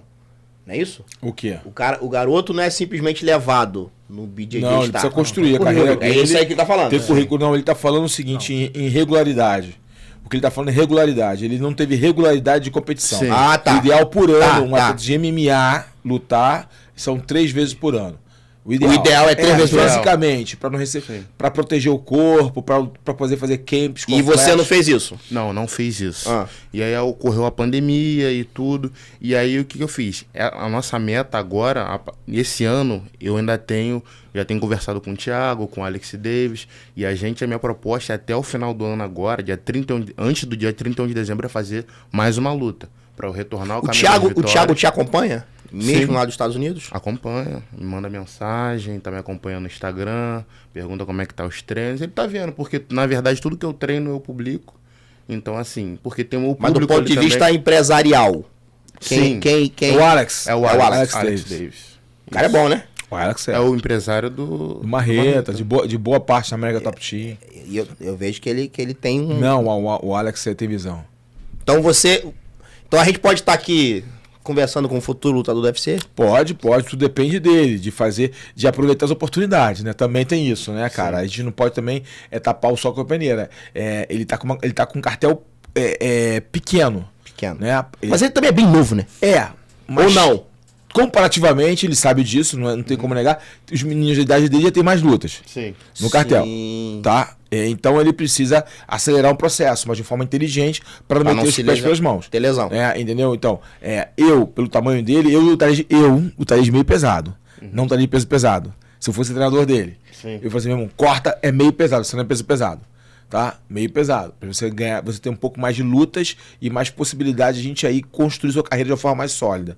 O Carlão Barreto, que lutou o Vale Tudo, hoje estaria no UFC em que situação? É difícil falar isso, né? Não, mas eu tenho uma noção exata. Se eu tivesse a mentalidade, é importante colocar isso, né? É uma suposição muito louca de falar isso, né? Mas se eu tivesse a mentalidade... Os caras querem comparar Pelé com fulano, com ciclano, que eu acho ridículo isso. Eu odeio comparações. Eu acho ridículo isso. Eu odeio comparações, ainda mais comparações de gerações. Sim. Não tem como comparar porque eram realidades diferentes. É fora do real. É fora do... Você comparar Pelé com Ronaldinho. Pô. Não tem como, porque eram épocas diferentes, momentos diferentes, o futebol era jogado de forma diferente e a mesma coisa o MMA. Mas se eu tivesse a mentalidade que eu tenho hoje, se a gente fosse fazer uma suposição, eu seria um top 5. É mesmo? Seria, com certeza. É que eu não tinha a mentalidade necessária para aquilo naquele momento. Mas tem a questão técnica também. Não, tecnicamente falando, porque... Tu estaria hoje o quê? No meio pesado? Não, seria peso pesado. Peso pesado? Eu sou um cara peso pesado. Seria um peso pesado. Entendeu? Eu não cortaria peso para lutar de 94. Seria peso pesado. Tu já correu de luta? Nunca.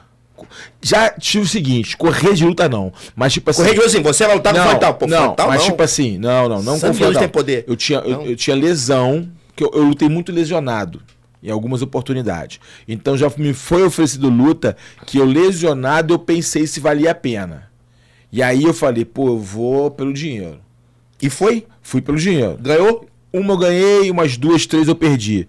E aí isso me trouxe um arrependimento. Eu devia ter me preservado. Mas aí que tá. Qual foi o X da questão?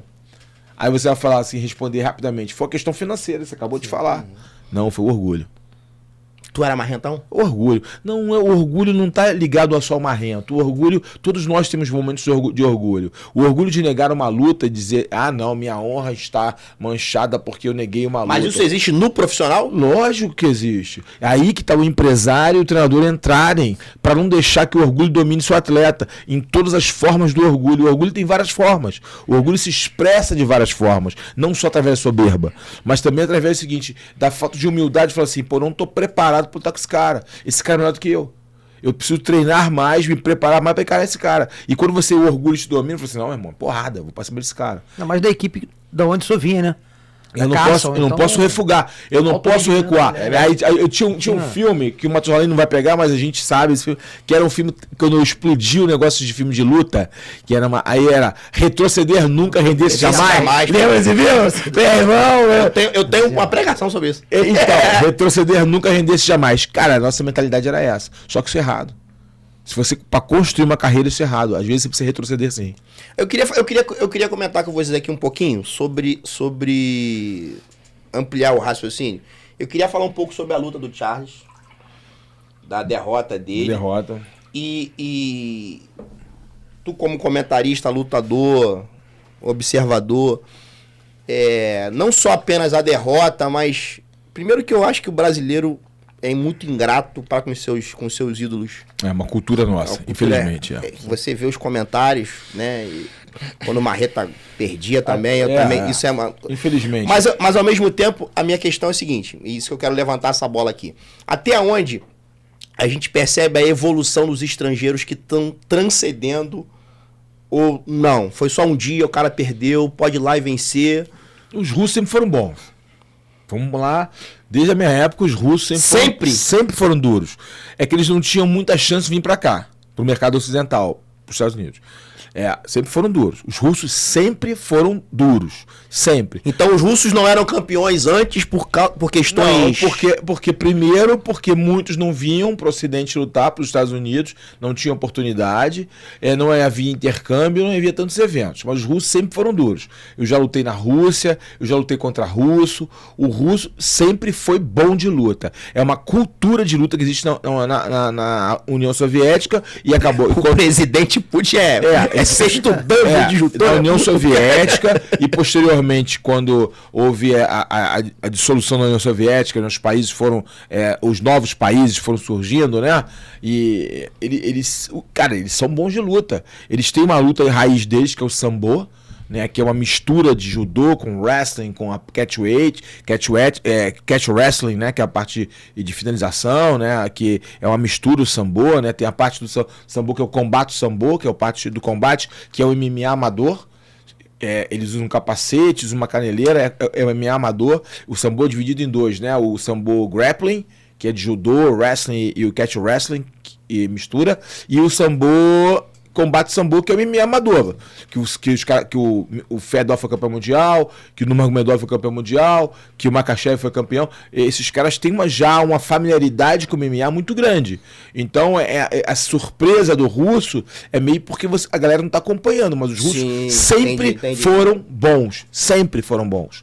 E quando eles começaram a vir para os Estados Unidos, treinar, a trocar informação, aprender jiu-jitsu, aprender o wrestling americano, que é um pouco diferente do wrestling olímpico, né? Eles chamam de folk style wrestling, que é o wrestling aprendido no high school, que é um wrestling que dá mais scramble, mais movimentação no chão. Por isso que os americanos do wrestling têm tanta facilidade no grappling, né? Porque eles têm essa coisa, o folk style, que é um tipo de luta olímpica diferente, com regras diferentes, que dá um pouco mais de mobilidade e agilidade no solo, depois que eles se transferem para o wrestling tradicional, que é o olímpico. E aí quando eles vieram para cá, os russos também aprenderam a absorver esse wrestling, essa modalidade americana, eles evoluíram, eles ficaram mais fortes, mais maduros, mais tecnicamente preparados, entendeu? E agora eles já têm uma cultura de luta muito forte, até mais que a nossa.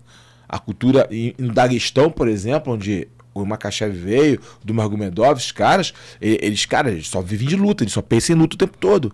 Tem academia em toda esquina. É que nem no Brasil o jiu-jitsu.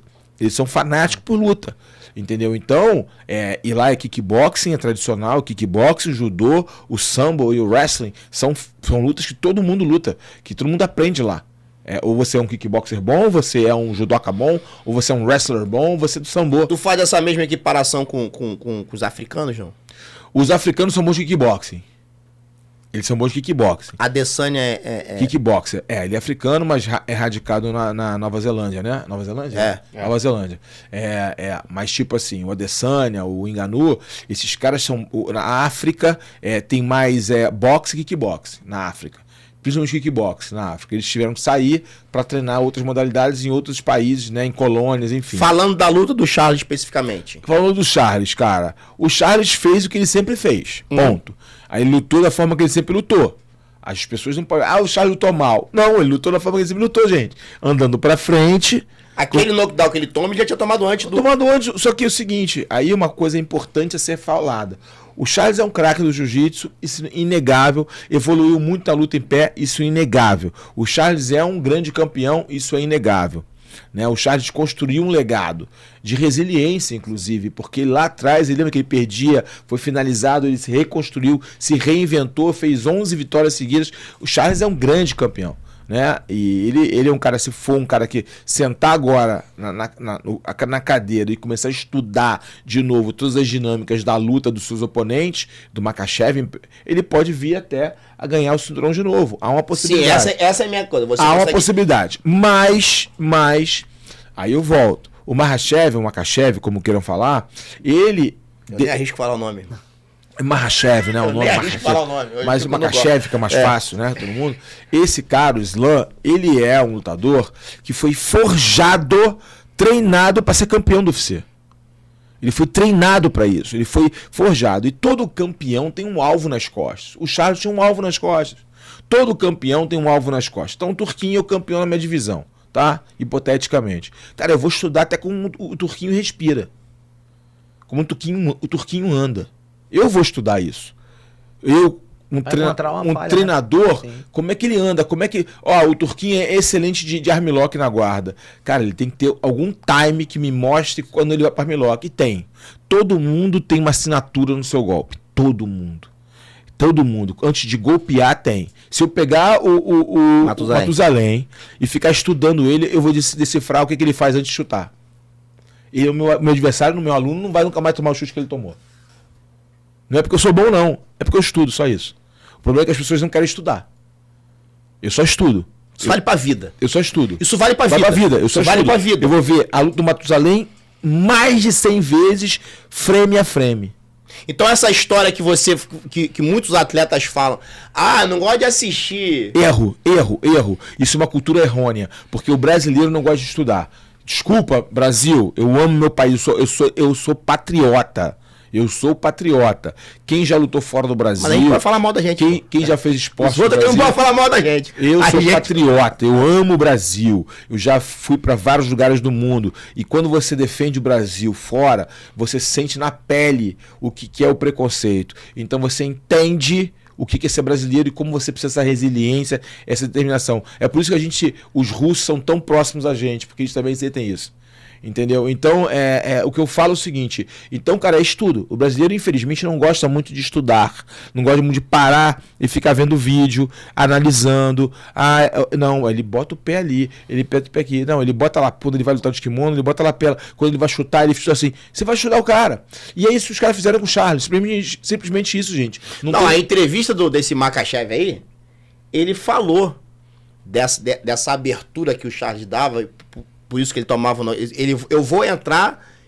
Só que eu acho que não sei se o soco dele foi mais forte. Não sei. Não é isso. É porque ele deu prosseguimento. Por quê? Ele confiava tanto no chão, jogando por cima no chão. Ele confiava. Porque o cara do sambo... Não, ele treinou muito com campeões mundiais de jiu-jitsu. Ele treinou com o Yuri Simões, muito. Yuri Simões, bicampeão da Abu Dhabi, da DCC. Ele treinou muito com o Yuri Simões. Então ele treinou muito com caras do jiu-jitsu de alto nível, campeões mundiais de jiu-jitsu. Ele se testou com os caras. Então ele perdeu o medo do chão, do jiu-jitsu, as transições. Ele foi aprender jiu-jitsu. Entendeu o que eu tô falando? O cara estudou, o cara não foi de ontem, gente. O Makhachev. Aí ficou aquela coisa assim, mas o Makhachev nunca enfrentou, os top. Tudo bem, mas ele estudou para tentar o melhor.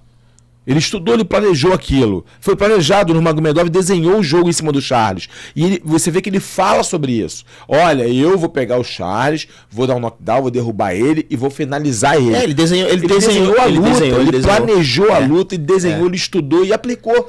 Cara, aquilo que pra muita gente é uma pessoa arrogante, não, na verdade é um camarada que tá admitindo o seguinte, eu estudei pra aquilo. Pra aquilo. E aquilo é objetivo. E o Charles, e aí eu falo assim, não tenho que desmerecer o Charles do Bronx. Eu tenho que enaltecer o Makhachev. E falar pra galera, tá vendo, galera? Olha como é que você se constrói o campeão, uma vitória. Você estuda. E aí volta um pouco naquilo que tu falou, desculpa te interromper. Se prepara, né? Tipo assim, o cara, você falou assim, não é difícil chegar no UFC. Se manter. Porque o cara faz 2, 3 lutinhas, já quer fazer fotinha, vídeo, tal, bambambá, pá, exato, tal, sou famoso, e desvirtua. Isso vale pra futebol. Desvirtua. Isso vale pra vida, esporte, pra vida. Eu vejo muita gente assim, desculpa interromper o senhor, uma vez eu conversando com uma pessoa que não mora no Brasil, veio no Brasil e tal, e ela usou um jargão brasileiro, é muito preguiçoso. Eu falei assim, não. Brasileiro não é preguiçoso, não. Vai 4 horas da manhã na Central do Brasil, tu vai ver, meu irmão. Galera, trem lotado, galera ralando. O problema é que a gente não respeita as nossas conquistas. Sem dúvida. O cara rala pra caramba de segunda a segunda e ele pega aquele dinheiro que foi suado e gasta com futilidade, não investe no futuro, não aplica, não investe em conhecimento, em crescer, em desenvolver, em sair da situação que ele tá. Ele se acomoda no bairro que mora. Isso aí. Mas ele é um guerreiro, ele é um batalhador, o cara acorda de madrugada. Então, assim, às vezes acontece isso. Você batalhou pra chegar. A linguagem aqui é UFC, mas pro cara do jiu-jitsu fazer uma luta. Na pirâmide. Né? Ser campeão mundial na pirâmide. É o sonho do Brasil. Entendeu? Mas aí você chegou lá, e aí? Depois. Vale a foto. Não, cara, é o seguinte. Você falou um negócio muito legal, Anderson. E vale aí muito pro nosso amigo aqui, Matusalém, pra ele focar na vida dele. A subida da montanha é muito difícil. Subir a montanha, mas quando você subir na montanha, você tem que comemorar a conquista, sim, mas já pensar na próxima montanha. Você não vai ficar lá no topo, você vai ter que descer e procurar outra montanha para você conquistar. E a vida é isso, buscar conquistar novas montanhas. Né? Dito isso, o que eu falo é o seguinte, o problema do brasileiro é pequenez mental, a escassez, a mentalidade de escassez. O brasileiro tem uma mentalidade muito grande de escassez que se configura no tal do complexo vira-lata. Entendeu? As pessoas se acomodam com muito pouco. Então a gente vive num lugar que o Brasil se acomoda com assistencialismo, com a ajuda do governo. Tá bom. Ou todo mundo é preparado para fazer concurso público, para trabalhar até aquela vida segura. Entendeu? E isso é ruim para sua evolução, entendeu? Como pessoa, como ser humano. E isso é ruim. Isso... E depois não adianta colocar na conta de ninguém. De ninguém. Isso é uma cultura que a gente recebe, obviamente. E você acaba influenciando pelo ambiente que você vive. Né? E poucos saem desse ambiente, poucos rompem essa bolha aí de conforto e vão buscar algo desconfortável, porque o crescimento, cara, só vai no desconforto. É que nem na luta. Pô, se eu começo a treinar com o Matusalém e ele tá batendo todo mundo, eu como treinador falo assim, pô, tá algo errado. Ou eu preciso trazer sparring, comece a bater nele, ou eu preciso pegar esse menino e mandar embora. Porque onde eu tô, ele já cresceu o suficiente, porque ele tá confortável. Ele vem no treino, faz um treino assim, ele tá se enganando, eu tô enganando ele. Aí é a humildade do treinador enxergar, pô, Matusalém, bicho, eu te amo, meu irmão, mas vai embora, vai pra outra academia. Eu te levo e te boto numa academia onde você vai ser testado, onde você vai ficar o tempo todo em desconforto, onde você vai pra academia o dia inteiro, você não sabe o que vai acontecer pela sua frente. Porque você sabe que é o desconhecido, é você se mergulhar no desconhecido. E essa ousadia é que faz os campeões. Entendeu? Sair da bolha de conforto. Entendeu? E muitas vezes o brasileiro não gosta da bolha de conforto. Porque tá quentinha, né? Eu gosto muito do desafio. Eu me lembro que a gente estava em off falando, eu conheci o jiu-jitsu já com quase 40, né? O jiu-jitsu me salvou. E eu me lembro, eu ainda fazia parte de uma outra equipe e tava treinando com um cidadão lá. E aí o cara me pegou no 100 quilos e aí o professor gritou assim. Ele me chamava de pastor e disse, pastor, aquele supino tradicional e gira, né? O cara tava no 100 quilos, né? Aí eu, embaixo do cara, eu gritei assim, pô, não faça... Não, ele falou assim, aquele supino da academia, tradicional, faz o supino e gira. Aí eu aqui, ó, não, mestre, eu não frequento a academia não. Aí ele, então morre aí. Cara, eu saí da academia, eu me matriculei. Essa foi boa demais. Eu me matriculei, eu malhei durante 3 meses sem ninguém saber. Sem ninguém saber. Já era cascudo, pô. Já beirando meus 40 anos. E eu malhava supino igual um doido. Pá, pá. Nunca mais. Nunca mais. Nunca mais me esqueça essa cena, porque foi uma cena muito clássica. Eu recém-chegado, infelizmente, a gente pode até falar isso aqui rapidinho, sobre essa questão do aluno que quer bater no novo, do novato que chegou, né? Ele quer bater no novato ali. E eu apanhava pra caramba. E aí, meu irmão, um dia... Medina, te amo, Medina. Vou te falar teu nome. Aí, pô, Medina veio, eu joguei o Medina pro alto, tchau. Cara, foi aquela sensação assim. De liberdade, né? De conquista. Eu bati do Medina, atropelei o Medina. Aí aconteceu o inverso. O Medina para de ir na academia. Aí eu não me liguei. Um dia, numa resenha pós-treino, o professor falou assim: meu pastor, tu me deu um preju. Eu falei: te deu um preju? Ele Medina saiu da academia. Eu falei: por quê?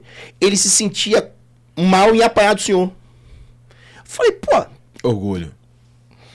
Entendeu? Tipo assim, a minha dificuldade dele estar, não sei, pra mim, me fez ser uma pessoa melhor. Sim, você cresceu. Melhor atleta. Você buscou crescer. Ele não. Isso é uma coisa que a gente tem que pensar. Entender que na caminhada, alguém vai te vencer. Sim, isso é importante pra caramba. Alguém vai te vencer. E quando alguém te vencer, e por isso que eu levantei a questão do Charles, porque eu acho uma injustiça por parte dos brasileiros, e o senhor tecnicamente disse, claro que ele pode sim retomar o cinturão. Mesmo sabendo de toda essa perspicácia, habilidade, competência, força dos russos. Faz o mesmo. Exatamente. O sucesso tá aí, ó. Entendeu? A trilha tá aí, é só você seguir. Eu carrego princípios na minha vida que norteiam a Bíblia Sagrada. E na Bíblia Sagrada há um verso que ensina você bater, que ela vai se abrir. Mas a gente aprende na vida... David, desculpa que eu vou fazer um barulho aqui na mesa, tá? A gente sabe que às vezes você bate e a porta não abre, meu irmão. Sim. Então o que você faz? Você continua batendo. Pô, cara, a minha mão direita tá doendo. Bate com a mão esquerda, mas continua batendo. Pô, irmão, bater de mão fechada dói. Bate de mão aberta, mas continua batendo. Eu brinquei com um amigo essa semana. Não, que eu tô machucado, não tô treinando. Cara, vai assistir. Exatamente. Chega lá mancando, senta no tatame e fica vendo a gente treinar. Assiste. Porque não é porque você sofreu uma derrota que acabou. Existe sempre uma nova possibilidade. A gente começou esse papo aqui, e a gente conversou bastante lá em off, mostrando as dificuldades, eu quis fazer menção disso. Cara, tu lutava sem luva. Eu fui favelado de briga de rua. E eu já bati em gente... Lá do A e lá do B?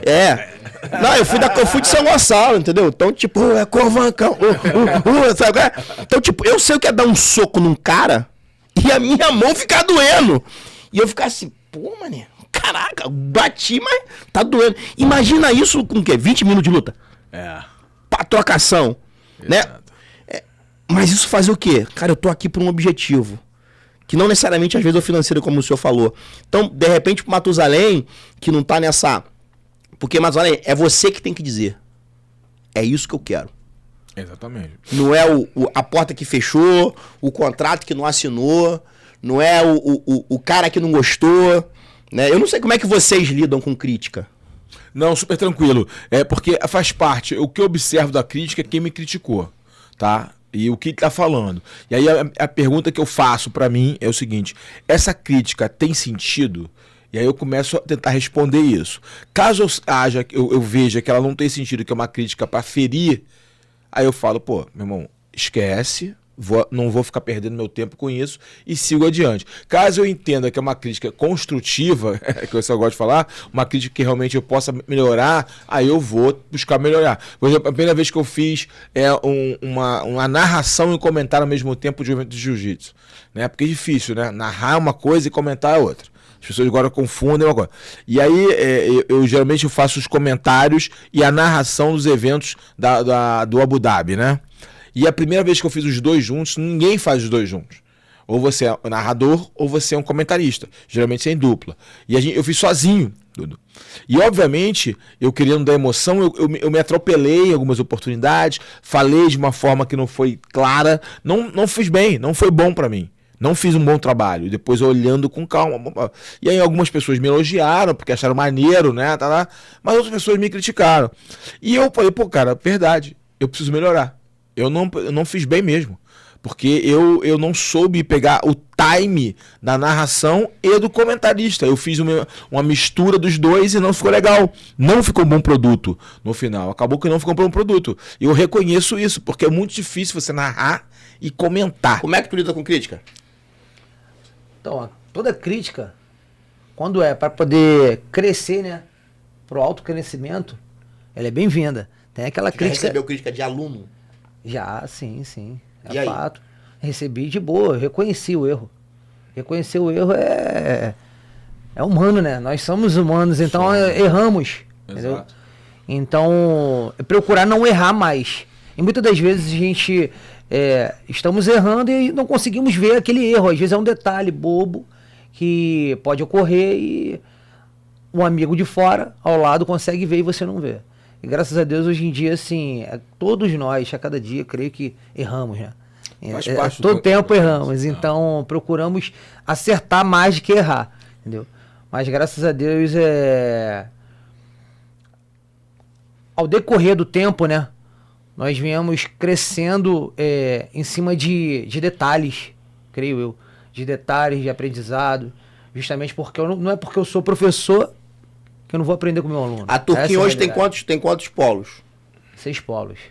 6 É. polos. Nilópolis, Mesquita, Recreio, Tudo Rio de Nova Janeiro. Iguaçu. A grande maioria é Baixada. Só aqui no Recreio que tem um. E principalmente em comunidades, né? Porque esse foi o foco. Criar o Eu queria que você falasse um pouquinho Legal.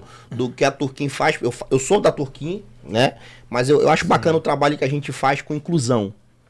Então, o trabalho de inclusão social, para mim, é o tópico mega, que é o que eu gosto, que eu amo para fazer, né? É algo que a grande maioria não quer botar a mão e é onde eu quero chegar, entendeu? Hoje nós temos a Bia, né? A Beatriz, como todos viram, ela lutou mundial, ela tem um grau de autismo elevado, porém é uma menina muito esforçada, tá? A Bia é autista. A Bia é autista. O último vídeo dela até, inclusive, deu 150 e poucos mil de visualização.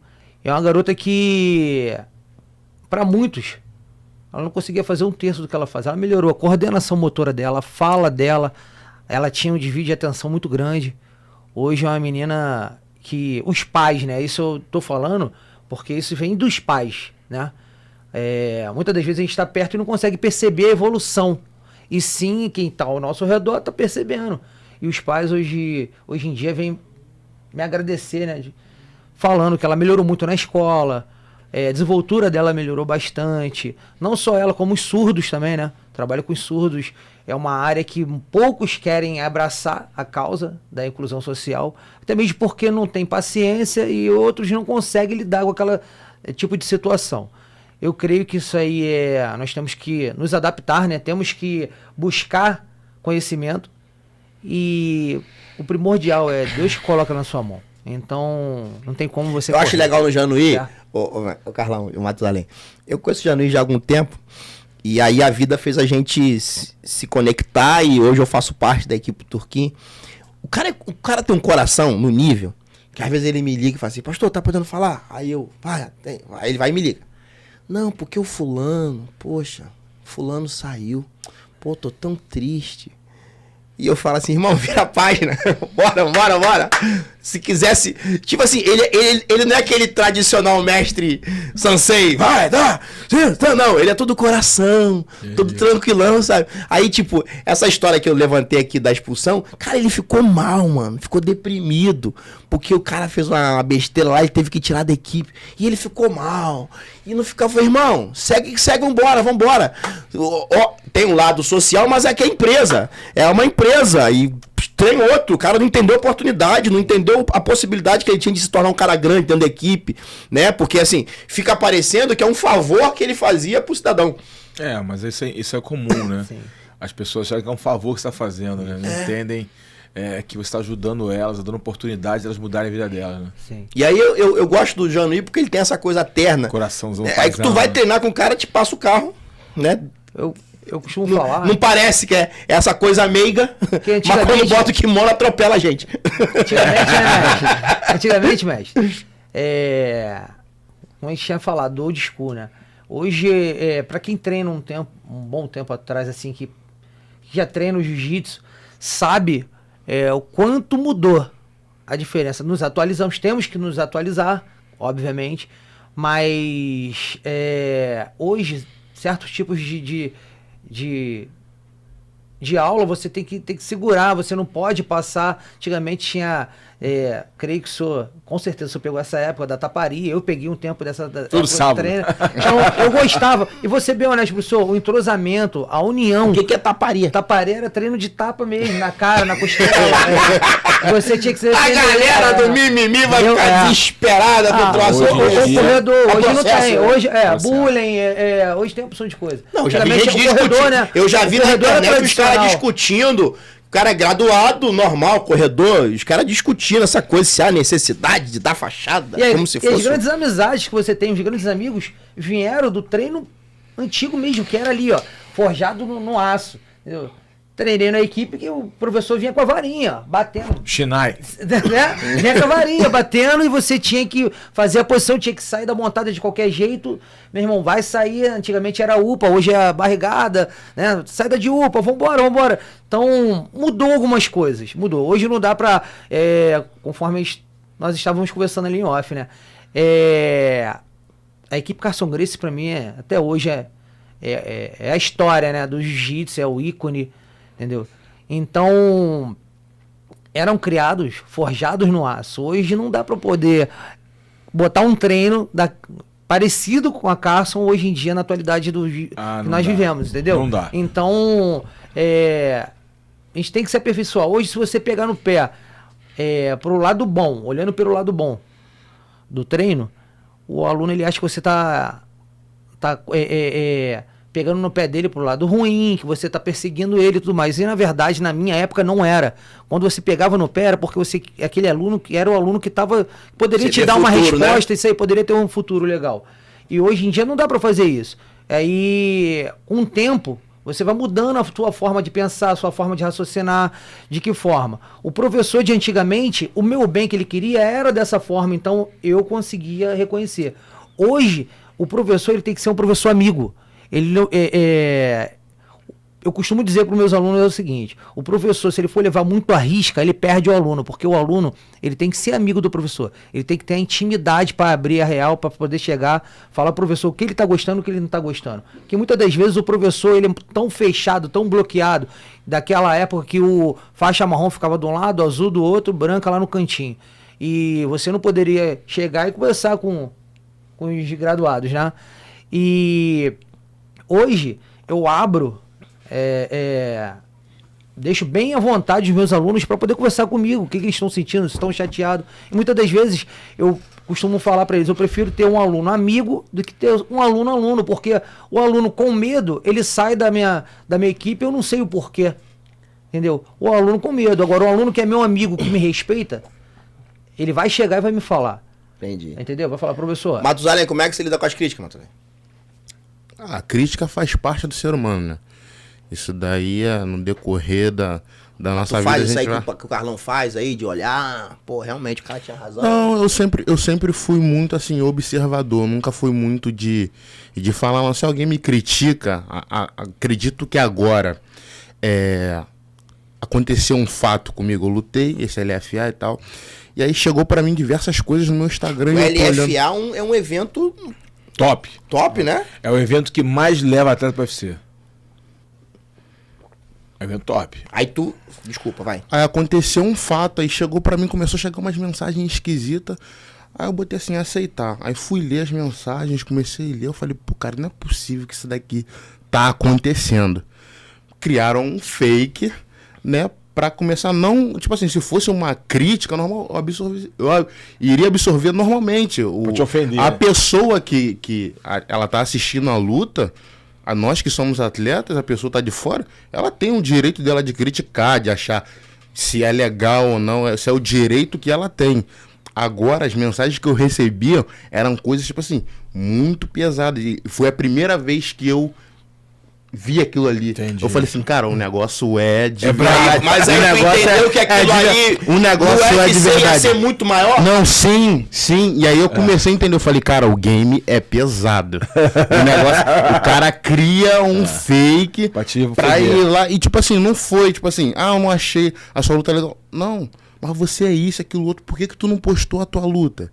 Não sei o quê. Tá desumilde, tá não sei o quê. Tá, pessoas às vezes que você nem conhece, a pessoa foi o que o Carlão falou. Não sabe, não conhece a sua história. Aí eu falei, cara, isso assim, aquilo ali, quando aquilo bateu no meu peito, eu fiquei assim, pô, eu demorei um dia pra absorver aquilo ali. Eu vou te falar, sério, eu fiquei assustado.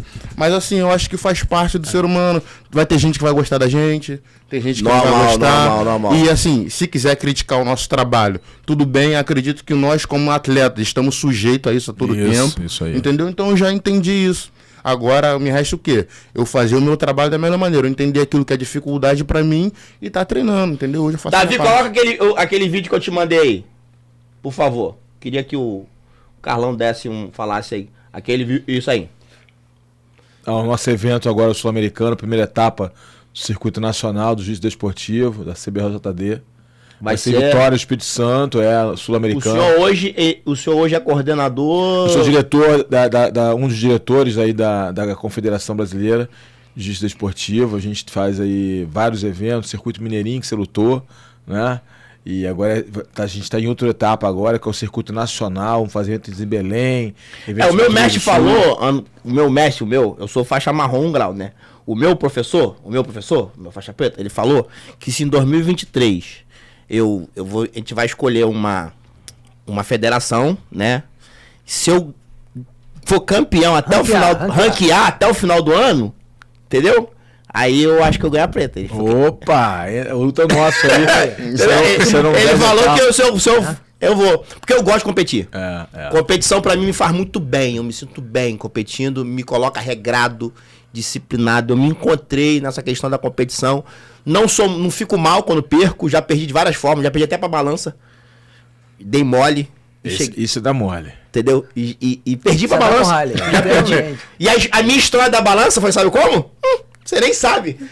Eu perdi pra balança depois de ter ganho no WO. Eu cheguei, o cara que ia lutar comigo não foi, porque eu sou master, né, velho? Sou master 4. Aí eu, vou ganhar de WO e vou disputar o absoluto. Quando eu fui pesar, tava 300 desclassificado. Cara, nossa, perdi. Frustrante, hein? Então...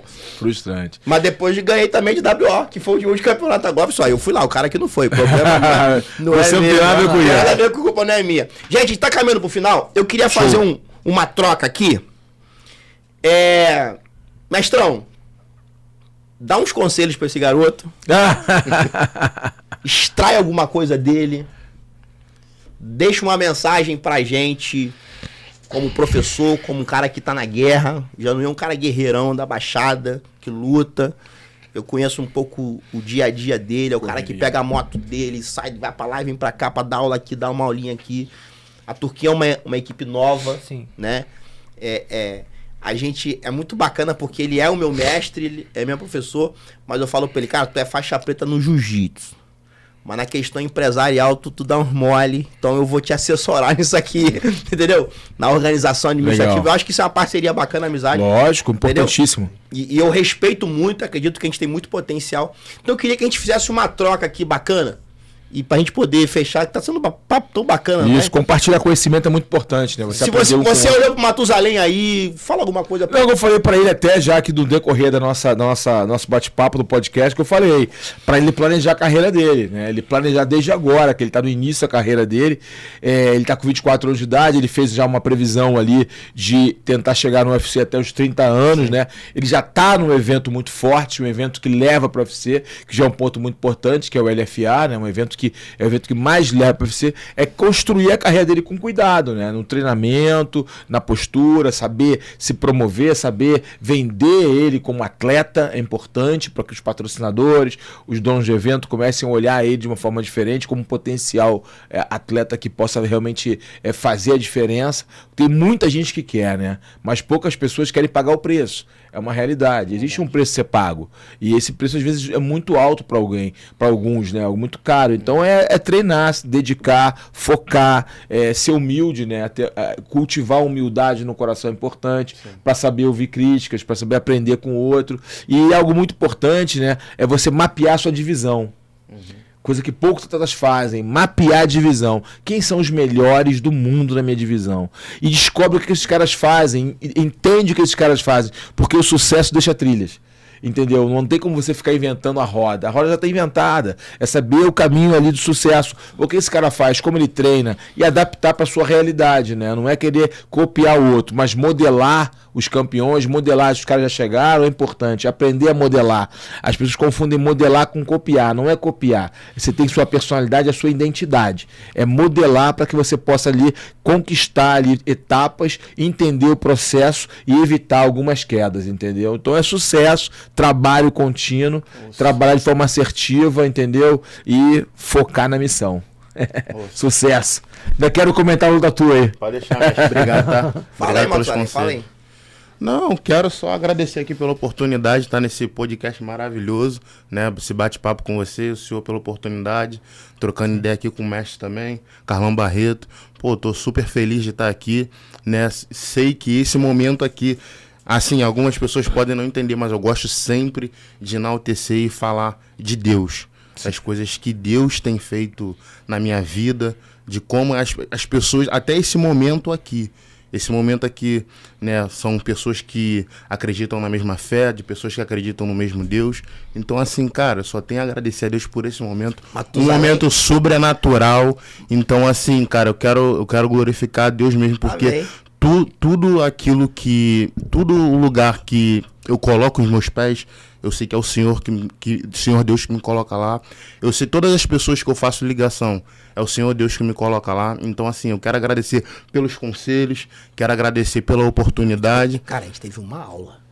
Né? O cara deu uma aula. Eu vou assistir esse podcast, eu acho que umas 10 vezes, porque tu deu uma aula, mano. Nada. É que ele tá falando. Deus. Eu já até vendo. Mas, curso com Carlão Barreto. Eu tô vendendo, eu vou te falar, cara, tudo que aconteceu na minha vida, né, que Deus fez, né, na minha vida, na construção da minha vida, os meus erros, meus acertos, tinha um propósito, né? E lá atrás a gente não entendia. Carlão é um homem de fé? Total. Eu vivo pela fé. Né? Então, às vezes, as coisas estão ruins, mas eu paro e penso, cara, Deus tem algo muito melhor pra mim. Amém. Basta eu fazer o que deve ser feito. É que nem, tipo assim, ó, Lázaro morreu, né? E aí Jesus foi lá, ele poderia imediatamente, né, da onde ele estava, ressuscita Lázaro. Não podia? Ele é Deus. Sim. Ele é onipotente, onisciente, onipresente. Mas Jesus, no tempo certo, ele foi. Primeiro ele fez o que tem que ser feito, voltou para uma cidade que ele estava sendo hostilizado, ele volta. E aí ele fala uma coisa importantíssima, que para mim é a parte mais forte de tudo dessa passagem. Ele fala, quando ele chega diante do túmulo de Lázaro, ele fala, tira a pedra. Porque é o seguinte, não adianta, muitas vezes você fica esperando o milagre de Deus, mas não tira a pedra. Então você tem que tirar a pedra, amigo, para que Deus possa fazer milagre na tua vida. É o papel do homem. É o papel do homem tirar a pedra, pagar o preço. Então o que eu penso é o seguinte, Deus me colocou onde colocou para poder compartilhar meu conhecimento, minha experiência, para que outras pessoas possam realmente entender que sem tirar a pedra um milagre não vai ser feito. É isso aí, Janê? Então, penso da mesma forma que vocês falaram, né? Falaram até completando. Vocês falaram, eu acho que há tempo para todas as coisas, né? Há tempo para poder crescer, para poder aprender, nas perdas, né? Nas vitórias, tudo há tempo. Eu creio que o mestre Carlão Barreto, hoje, é um dinossauro, né? Dinossauro que a gente fala da luta do MMA. É real, é um grande ele é, meu irmão!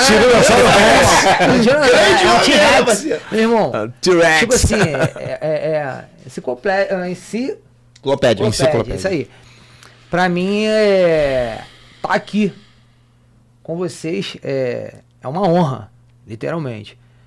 Só Deus sabe o quanto nós ralamos o dia a dia. Hoje o esporte está sendo valorizado aos poucos, mas quem já vem de um tempo atrás sabe que é difícil. Até hoje é difícil você conseguir um patrocínio. Hoje eu tenho um instituto, né? Conforme nós tínhamos falado, e é difícil conseguir ajuda. Cesta básica e tudo mais para as crianças, porque tem criança que chega com fome, tem criança que aquele negócio do kimono lá que eu vi lá, que chega sem calça. Tem criança que só chega só com café da manhã para treinar à noite, passando mal. E muitas das vezes a realidade de fora, quem tá, só ouve falar, não tá na pele ali do dia a dia que o professor tá passando. Para conseguir uma inscrição, é botar para vender, tipo assim, muitas das vezes eles vão vender bala, vão vender trufa na linha do trem.